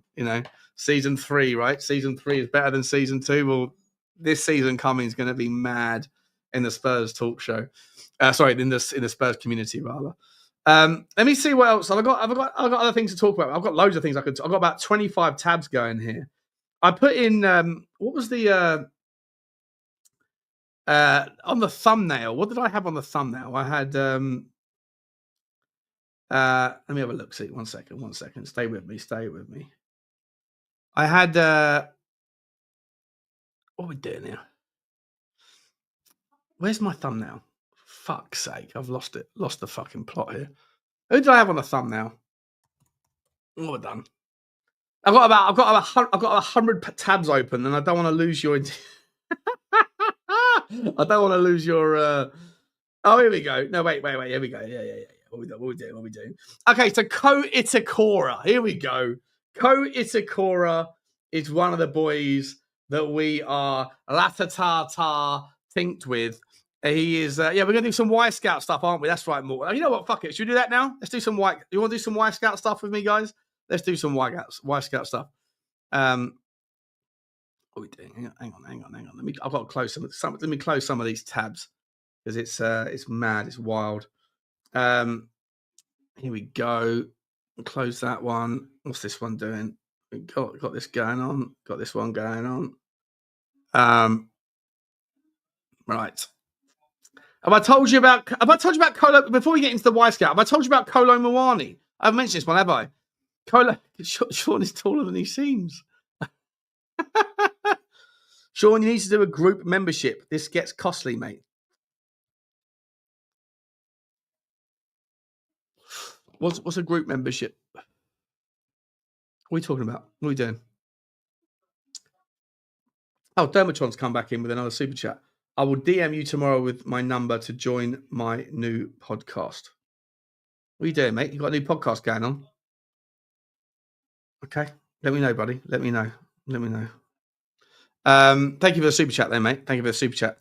How many of those can you share live though, Sean? How many of what can I share live? What are we talking about? You've lost me. Sean's got a bigger dick in person. Well, don't about that. Any news on Mbeumo, Jackie boy? No, listen, I don't know, mate. I'm not an ITK. People tell me a lot of things. I'll be honest. I do get sent a lot of things, but I don't know who knows what, and so I just tell you what's out there in the world. Obviously, Johnny knows a thing or two about a thing or two occasionally, but then he can't always tell, say what's going on either. So like it's, but he knows things more specifically about certain players and stuff. But with Mbeumo, listen, I just think that this is the takeaway with Mbeumo for me is that Manchester United are a bit of a sleeping giant. They're like Man United currently want to buy, they want to spend 200 million quid more. They can't until they sell, and so at some point they're going to drop their asking price for some of these players. But the fact that they want £60 million for Garnacho on the wages that Garnacho got, and this is the other thing, by the way. This is the other thing that we need to pay attention here. I'm asking you guys, you're smart people. I'm asking you to pay attention. Everyone says just pay the salary, just pay the number, just pay them what they want, they'll come. I said this last night. First of all, that's not true. It isn't true because if it was all about money, everyone would be in Saudi. Now, Connor said, and correctly, he made a correct point that.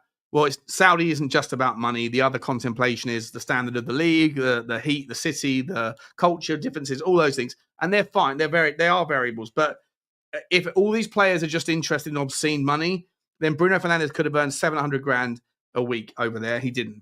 And Man United were expecting that. Just like Napoli were expecting Osimhen to take it. And he didn't either. So there is more to life and more to football for some people than just money. The second thing that we need to learn is that Tottenham Hotspur have had one particular stubborn stain on our club in the last 5 or 6 years that got so bad that we ended up having to pay the geezer off £10 million. And that's Tanguy and Ndombele. And that geezer was on 200 grand a week.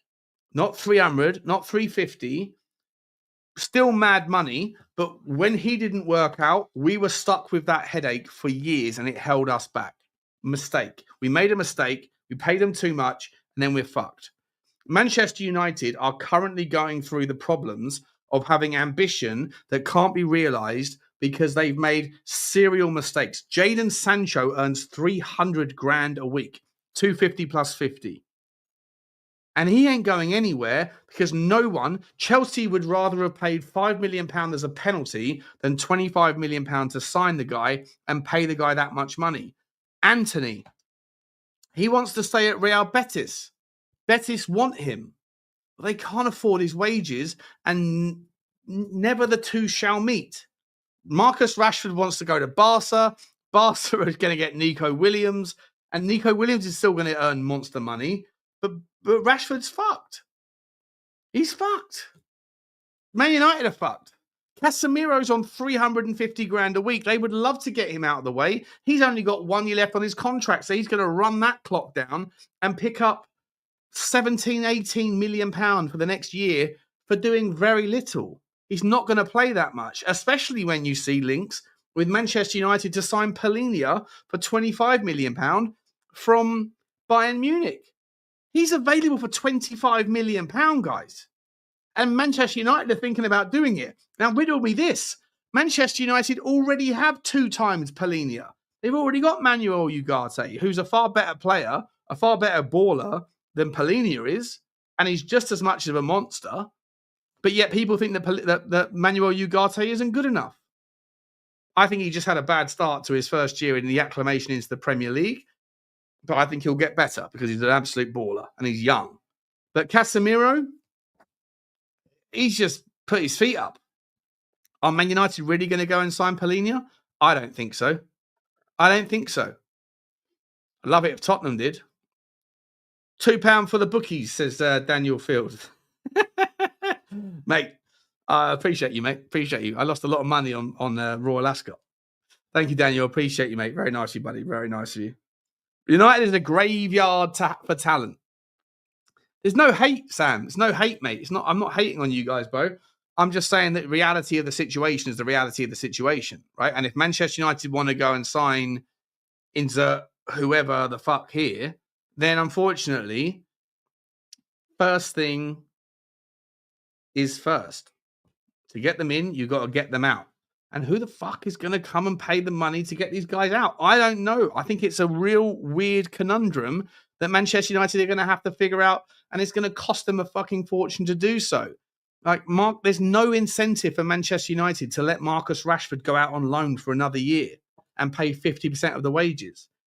If they want to do that, I'm okay with Marcus Rashford coming to Tottenham if we just got to pay 150 grand a week and let him have a crack. I'll do that all day long, but it doesn't get United out of a jam. Doesn't get them out of any jam at all.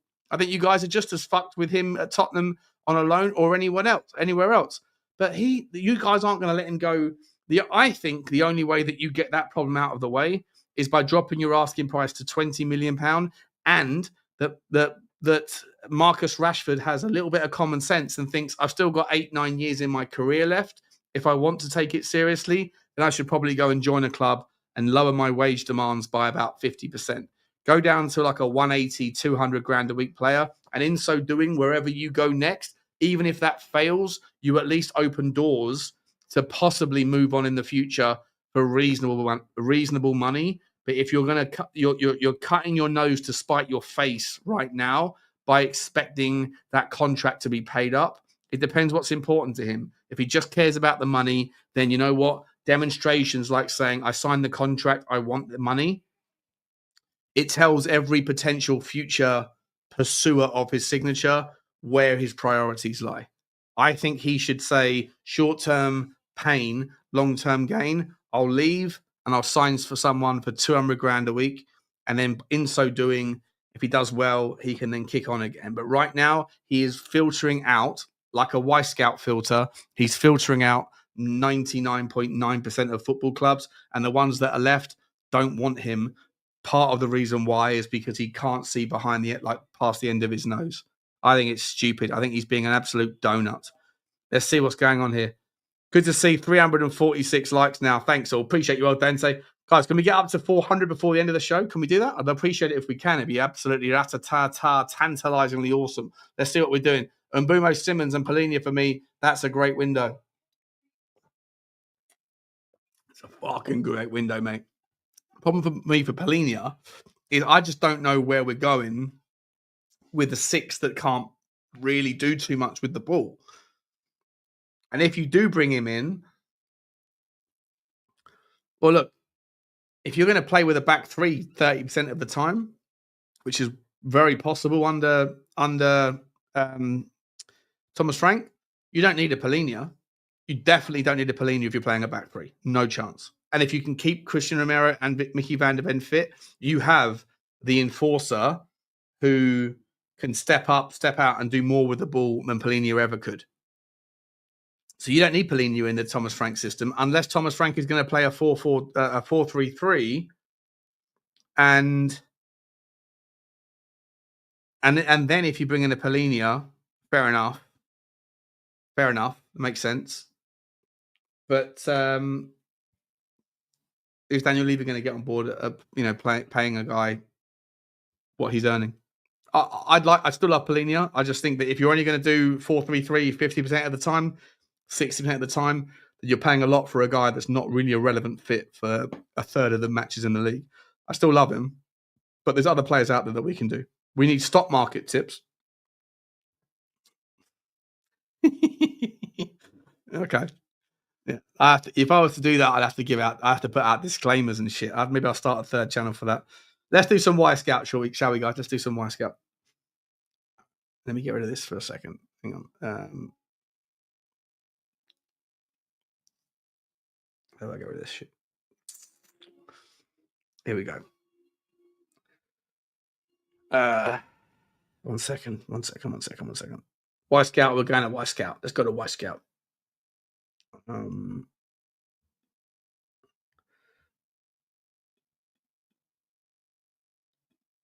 second, guys. Let me just clear this shit. All right, what should we do? Should we find the 6, shall we? We'll find the 6 on Wyscout. I won't be able to show you the... I'm not even sharing the tab, sorry. All right, so this is Wyscout, okay? Smash the granny out of the like button, guys. 400 people, 400 likes needed. Let's go. Almost at 400. Love you. Okay, guys. Okay. Let's go and find the 6. So I'm going to play this game with you guys. Let me get rid of some of these links. I don't need these pages open, so it will just fuck everything up. Okay, get rid of that. Go. By the way, Koa Takura was a link. I'll speak about him tomorrow morning on the Walk with Bugsy. There's a bunch of other links as well that I want to talk to you about. But, okay. Can you see this on the screen?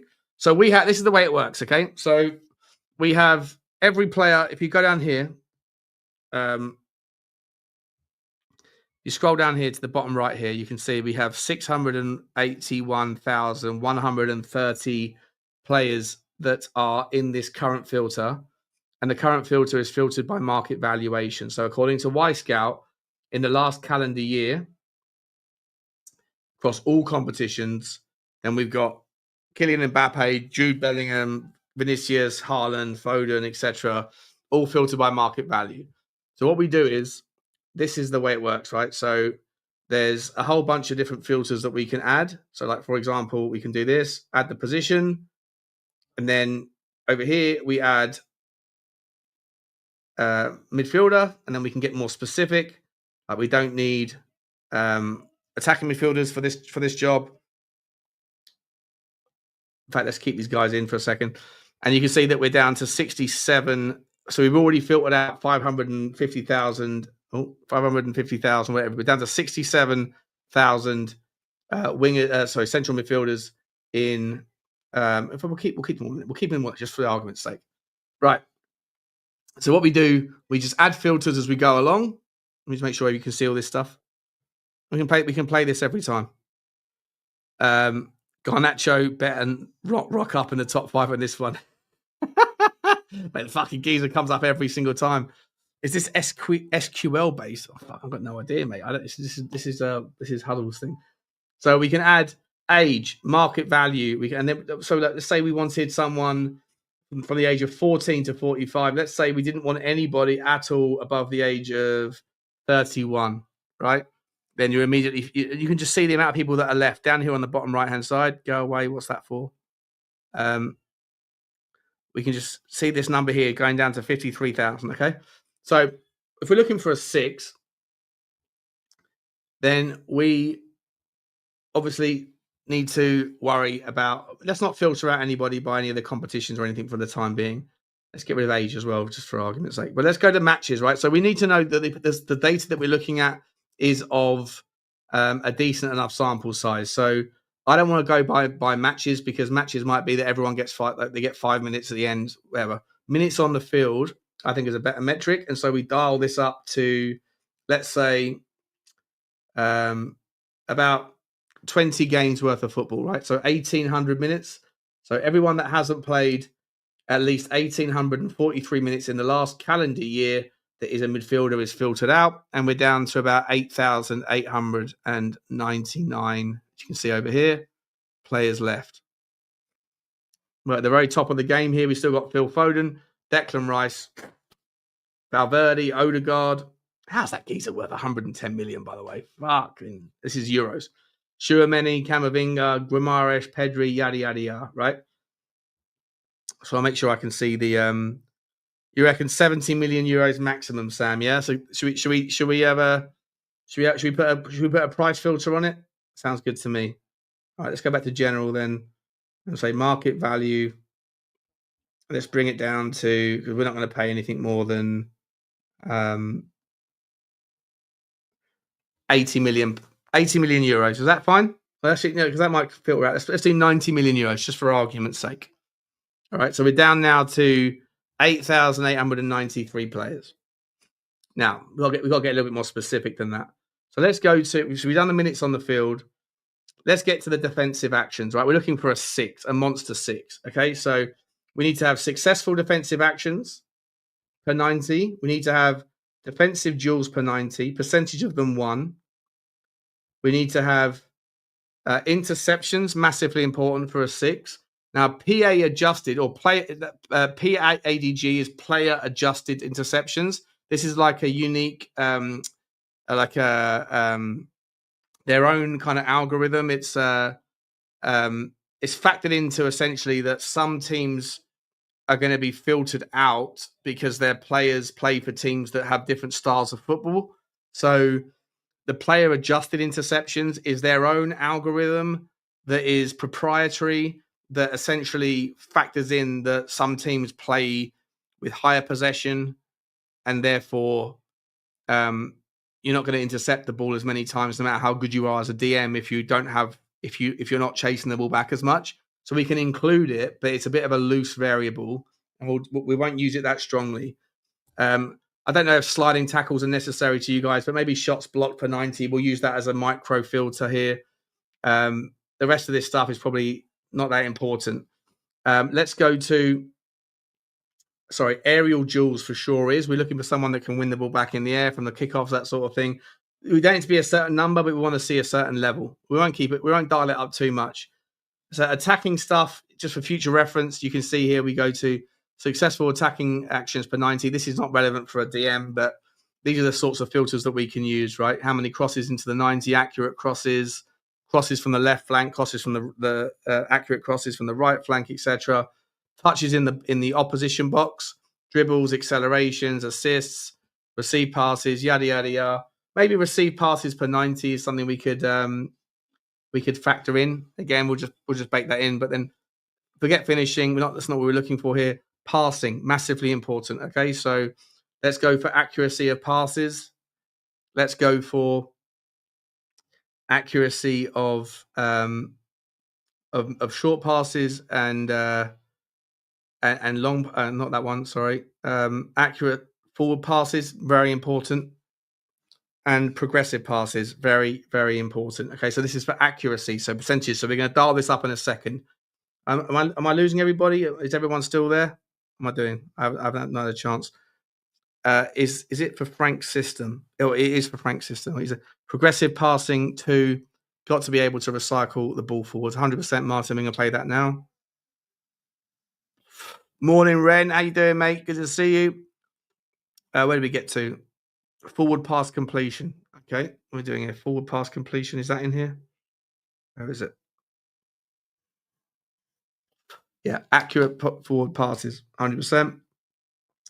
Back passes, not sure that's necessarily important. We can throw it in later if we need to. Key passes. Okay, so not so much worried about assists. Second assist is a pass that leads to a goal. Third assist is a pass to a pass to a pass that leads to a goal. This is the sort of minutiae it gets into. Passes into the final third per 90. I don't mind throwing this in there, not as an accuracy, but just as like we can dial it up a little bit to see if it becomes a micro filter. So let me know if you've got a problem with that, and I'll check back in the comments in a second. As you know, I can't. So whilst I'm filtering this, I can't see your comments on the screen, so I've got to jump back and forth. But through passes per 90 for sure should be dialed up, not as a percentage, but as a number. And deep completions per 90, 100% as well. We don't need goalkeeping. Okay, so we've got all these now. So let's get rid of this. Okay, so we have, as you can see down here, we've got 8,893 people left. Now, again, we can dial this back a little bit just to add a few more in.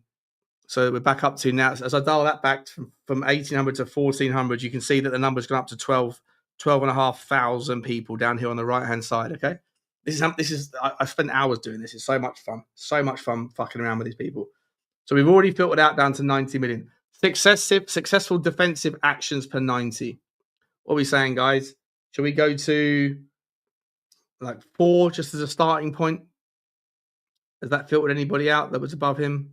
Bruno Guimaraes at the top end. We'll start small and we'll dial up, right? We'll dial up. Defensive duels per 90. This is what we're interested in, the guy that knows what he's doing in terms of defensive duels, right? So we'll give him 4, just as an argument's sake. Defensive duels 1 as a percentage. Well, he's got to win his shit at least half the time, right? We've still got 11,000. You can see here, we're not really filtering anybody out. Not really filtering anybody out right now. We're just starting the world. We're starting the ball rolling with 11,000 people. We've only filtered out 1,000 so far.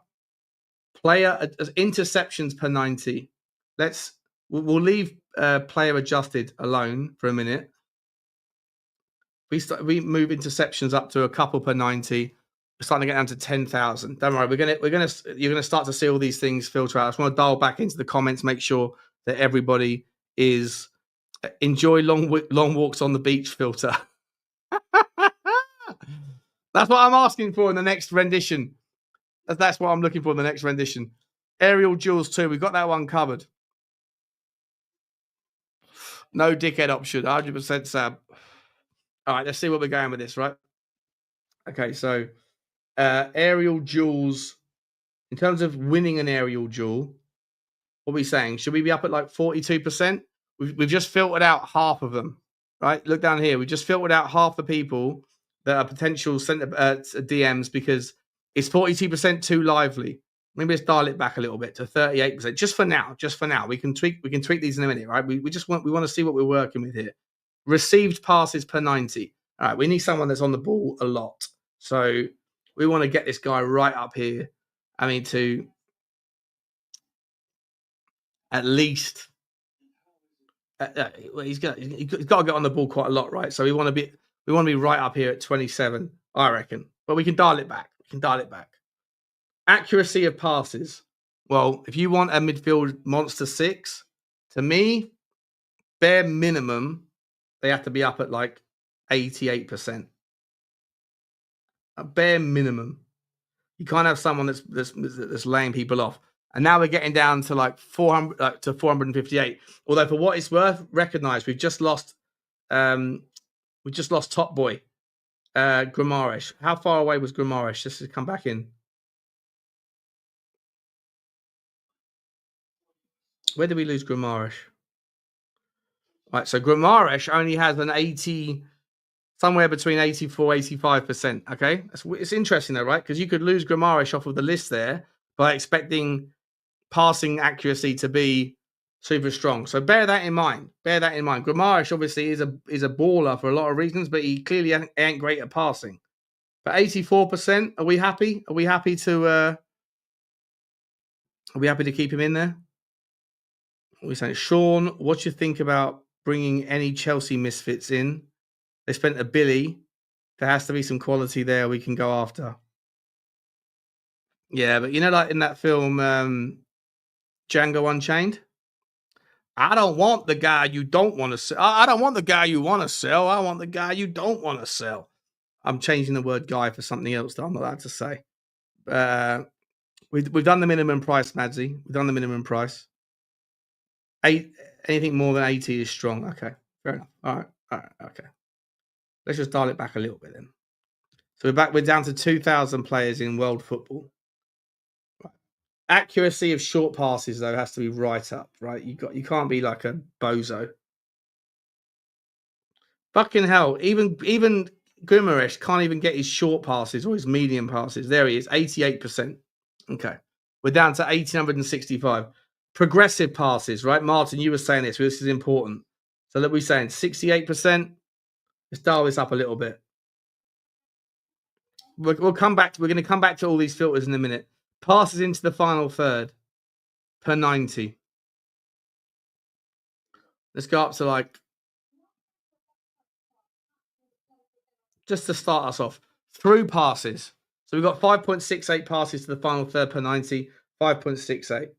Now let's dial this up to through balls. Through balls is not a lot. Maybe half a through ball per 90. A one every 2 games is not asking too much. Deep completions. Let's get this bad boy up to about 0.74.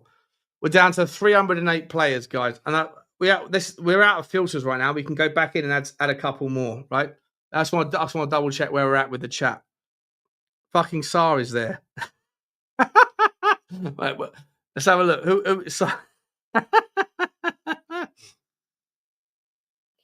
Listen, I'm telling you, Pape Sarr is a baller. He's a baller. Where's Pape Sarr? Did I filter him out? Did I filter out Pape Sarr? Let's bring Pape Sarr back. Where is he? Where was Pape Sarr?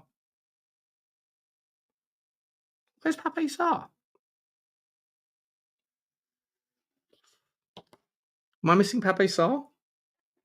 How did we get rid of Pape Sarr?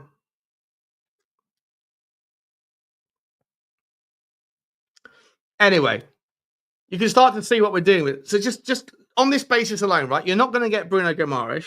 You're not going to get Moises Caicedo. You're not going to get Frankie de Jong. This motherfucker, for what it's worth, he's available this summer. He is available this summer, right? Calhanoglu, cracking player, Turkish midfield DM, 45 million quid. Not saying we click on it, by the way, and we get like all the juice here. This is what's beautiful about him. You get to see the heat map. Did I say it was Turkish? He's got a German passport. I didn't know that. Okay, cool. But he's a player that's available. Now, if you remember, guys, last summer, this is Joey Vermeeren. Oh, Joey Verman. So I thought this was Arta Vermeeren. Joey Veerman. Who the fuck is he? Plays for PSV. 40 million euros. Edison from Atalanta. We love him. Could get him. Here's a player. Adrien Rabiot. Player that I've always liked. And I've always asked you guys, what are your thoughts on Adrien Rabiot? And most of you say we don't want him because his mama does the agent work, right? Kefran Turam. Who doesn't love a Kefran? Baller. We're not going to get Gravenberch. We're probably not going to get Turam.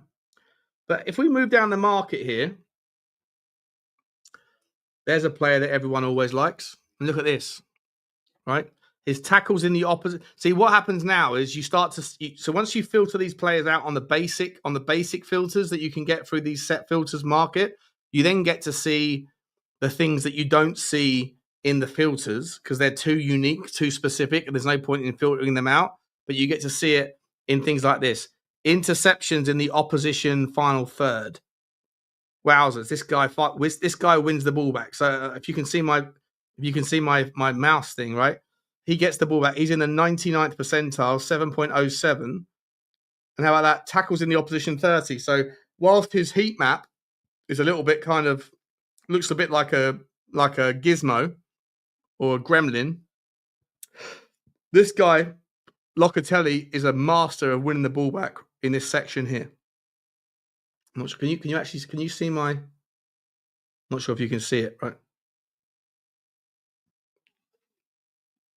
Too old. Thuram's the one. We haven't even really filtered. We've still got 583 players. All I'm saying is, right, if we dial these... I don't know where Pape Sarr was, by the way. You guys were all saying Pape Sarr was there. I don't know where he was.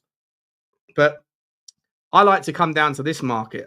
If I'm entirely honest, like I want to get down to the trend. Let's filter out. Let's get down to like value town, right? 30 million quid. Let's see if there's value town here. In fact, let's dial it up a little bit. 40 million quid. So 40 million euros, sorry. Right? 40 million euros. This is how much fun this fucking tool is, by the way. It's brilliant. We could do a show on this every... You know what? How about this? Let me know. Hit a 1 in the chat if you're enjoying this. Hit a 0 if you're bored. If there's a lot of 1s, there may be like every couple of days in the transfer window, we can play this game with left backs. We can play this game with strikers. We can dial it in and get really like weird with it, all the data. Let's see if we can become our own little version of Brighton and Brentford. Billy Gilmore, remember him at Napoli? Fucking hell, right? What's Billy Gilmore great at? Well, he's got an 89% passing accuracy as a DM. Passes per 90. 60 passes per 90. He's on the ball all the time. However, he's not as good in the defensive duels per 90. So he's right down there in the 4. He's 4.8, which is not, 4.8 is there. Therefore, that means that to be at the outer ring for defensive duels per 90, you're going to be at 12 or 13. Defensive duels 1, for example, with Billy Gilmore is 60%. So he gets involved in 4.8, which is small, and he wins 60% of them. However, he fouls a lot of the fuckers. Or I'm not sure if that's... I don't even know if that means that he's at the top end, as in like he doesn't foul that many, or he does. I'm not sure what that means. But let's move on from Billy Gilmore. Who the fuck wants Billy Gilmore? But there's our boy Pierre Højbjerg. Look at that for a fucking circle. I love Pierre Højbjerg. If Pierre Højbjerg had an extra half a yard of pace, he would have been a £100 million midfielder. Fact. It's a fact. Who are these guys? Seiwald. RB Leipzig. Duels 1. Percentage of duels 1. 60%. The ball don't get past Nicholas Seiwald. He looks a little bit like... I don't know. It's someone else. I'm not sure it's Ed Sheeran, but there's someone he looks like. I forget who it is. This guy, was it recoveries per 90? So he wins the ball back and gets the ball going again more than anybody else, or basically anybody else. So he's involved in 60. He wins 60% of his defensive duels, and he gets the ball back from people 11 times per 90. I don't know too much about Nicholas Seiwald, but talk to me about it. Talk to me about it. Listen to your own advice, lad. That aimed at me. We're saying we enjoy it by saying 1. Yeah, 100%. Well, the fourth wall clearly is enjoying it. Avalon's enjoying it. The fourth wall, don't do that, mate. I'm going to put you in a timeout. I appreciate your feedback, mate, but you're spamming it. You can spam it. I'm not blocking you. I'm just putting you in a timeout. Interesting stuff, Matt. Appreciate you. He loves it. Ray Chester. Yeah, so I can look at Lucien Agume, for example. I can search him up and get his details with Wyscout, but this is more fun for like finding players that... This is like the idea of let's figure out what we want and see what the data throws up, rather than if you just want to look at Agume, we could just go to FB Refs and see where he sits, right? So the FB Refs tool is better for just checking out a player. Wyscout is better for finding a player that you don't know about. Yeah, everyone's on the 1. Okay, cool. Okay, so I'm not boring you guys. Let's carry on then. Let's carry on. So I don't know too much about Nicholas Seiwald. Now, what you can do with this bad boy, right? Just to show you guys. So you then click on the player, right? And then from there, you have all this information, right? So you've got this stuff here. You go to his full matches and you get to watch, if you want to, you can watch all of his matches. Now, I don't have the account that has access to that because it costs thousands and thousands and thousands, but you can look at his stats, right? So this is his stats in every game, right? So San Antonio versus Austria. San Marino versus Austria. Austria versus Romania. And then all these stats that are here, you can see exactly what he's done and you can filter again. It goes deep, right? And you can just get a Wyscout report on the geezer as well. So, and then if you wanted to, this is when I say to you, like I spend hours looking into the Wyscout. So this is what I would do. I'm not going to show anything on. I'm not allowed to show you guys on this screen, but like you can click on his best actions. I'm going to press pause before that plays. Oh, fuck. But that's what you can do. So you see little clips, right? Little clips of like 15 seconds, 20, whatever, 15 seconds long. And if I want to know exactly what he's like in defensive duels, then I can click on defensive duels. And then I'll have just hundreds and hundreds and hundreds, as you can see here, of little clips that will show me all of his defensive duels. So I can go and figure out whether he's very good at a particular thing or otherwise.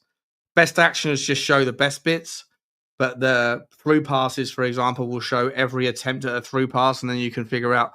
And that's what I did with the guy Ardon Jashwari, who plays in Switzerland, and the guy Adem Zorgan, right, Zorgane, who plays for Charleroi. So Ardon Jashwari plays for Bruges. Adem Zorgan plays for Charleroi in Belgium.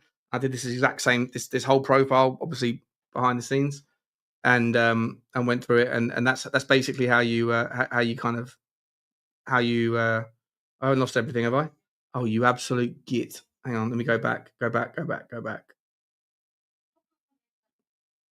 I lost all of my filters? Oh, motherfucker! Sorry, guys. You know what? I've just lost all my filters. Should we start again, or should we pick this up another night? Because it's 11:30. Set up for gold account. You know what, guys? I'll tell you what I'll do. I'll pick this up again. I just fucked it. I don't know what I've done. I can't believe I just lost all that data. We can do it again. We can take a couple of seconds, but yeah, we'll pick it up another night, Payson. We'll pick it up another night. But that's what we're going to do. If you're interested in that stuff, let me know, and we'll play around with it, and we're going to find some killers, because there's fucking loads of them out there. Let's go and check out that Seibold, though. He looked like a player that was interesting, didn't he? He looked a little bit like the geezer from. I think one of you said it. The geezer from Harry Potter. Let me see what his name is. Seibold RB Leipzig. Yeah, this motherfucker looks a little bit like the geezer from Harry Potter, doesn't he?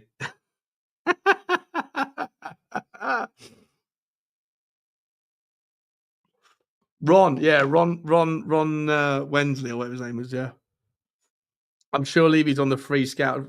No, it's not cheap, man. It cost me like the version that I've got cost me about 800 quid a year.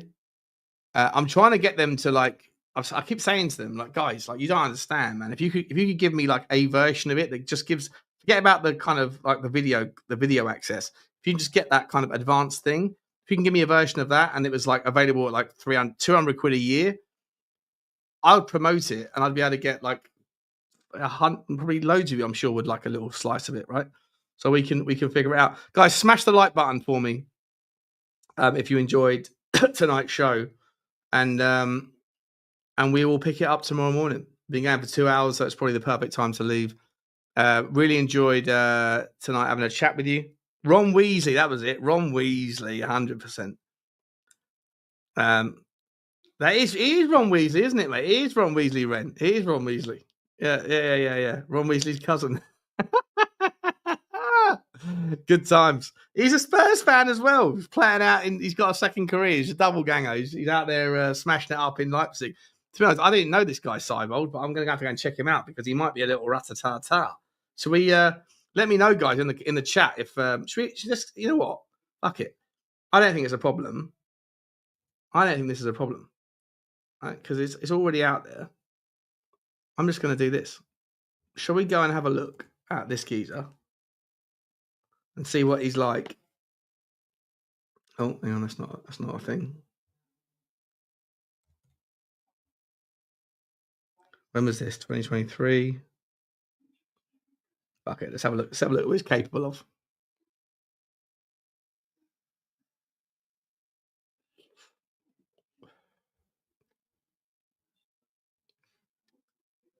Am I going to get in trouble for doing this?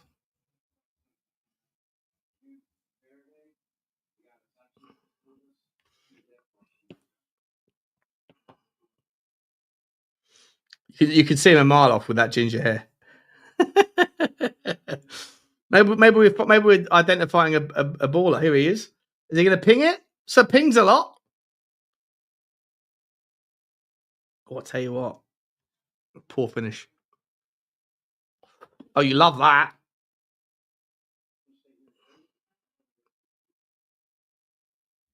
Stick it in bottom corner. Well done. He's a big unit as well. It's a big unit, old Ron. All right, there's your homework, guys. There's your homework, okay? Go and have a little look. Go and little check out. Go and check out Ron Weasley for us. And, yeah, should we check him out on FB Refs? Oh, I just typed in Ron Weasley. What's his name? What's his name? What's his fucking name? Seiveld, right? Seiveld, FB Refs. What are we doing here? Nicholas Seiveld. Here we go.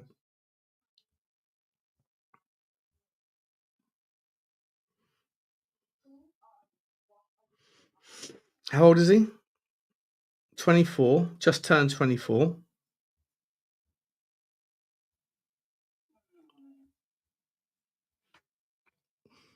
It's not a bad passer. Progression. Pass types. Is Rasatata. Not doing much in the way of he shouldn't be because that's not his game. Blocks 96th percentile. Passes blocks 90. Clearances 97th percentile. He touches the ball 68 times a game. In the defensive, he's a defensive minded midfielder for sure. What's he like? Miscellaneous. All right. It doesn't scream from the rooftops. Well, take a look into that one, guys. Take a look into that. Rupert Grint. There you go. All right, guys. We'll leave it there. It's been 2 hours.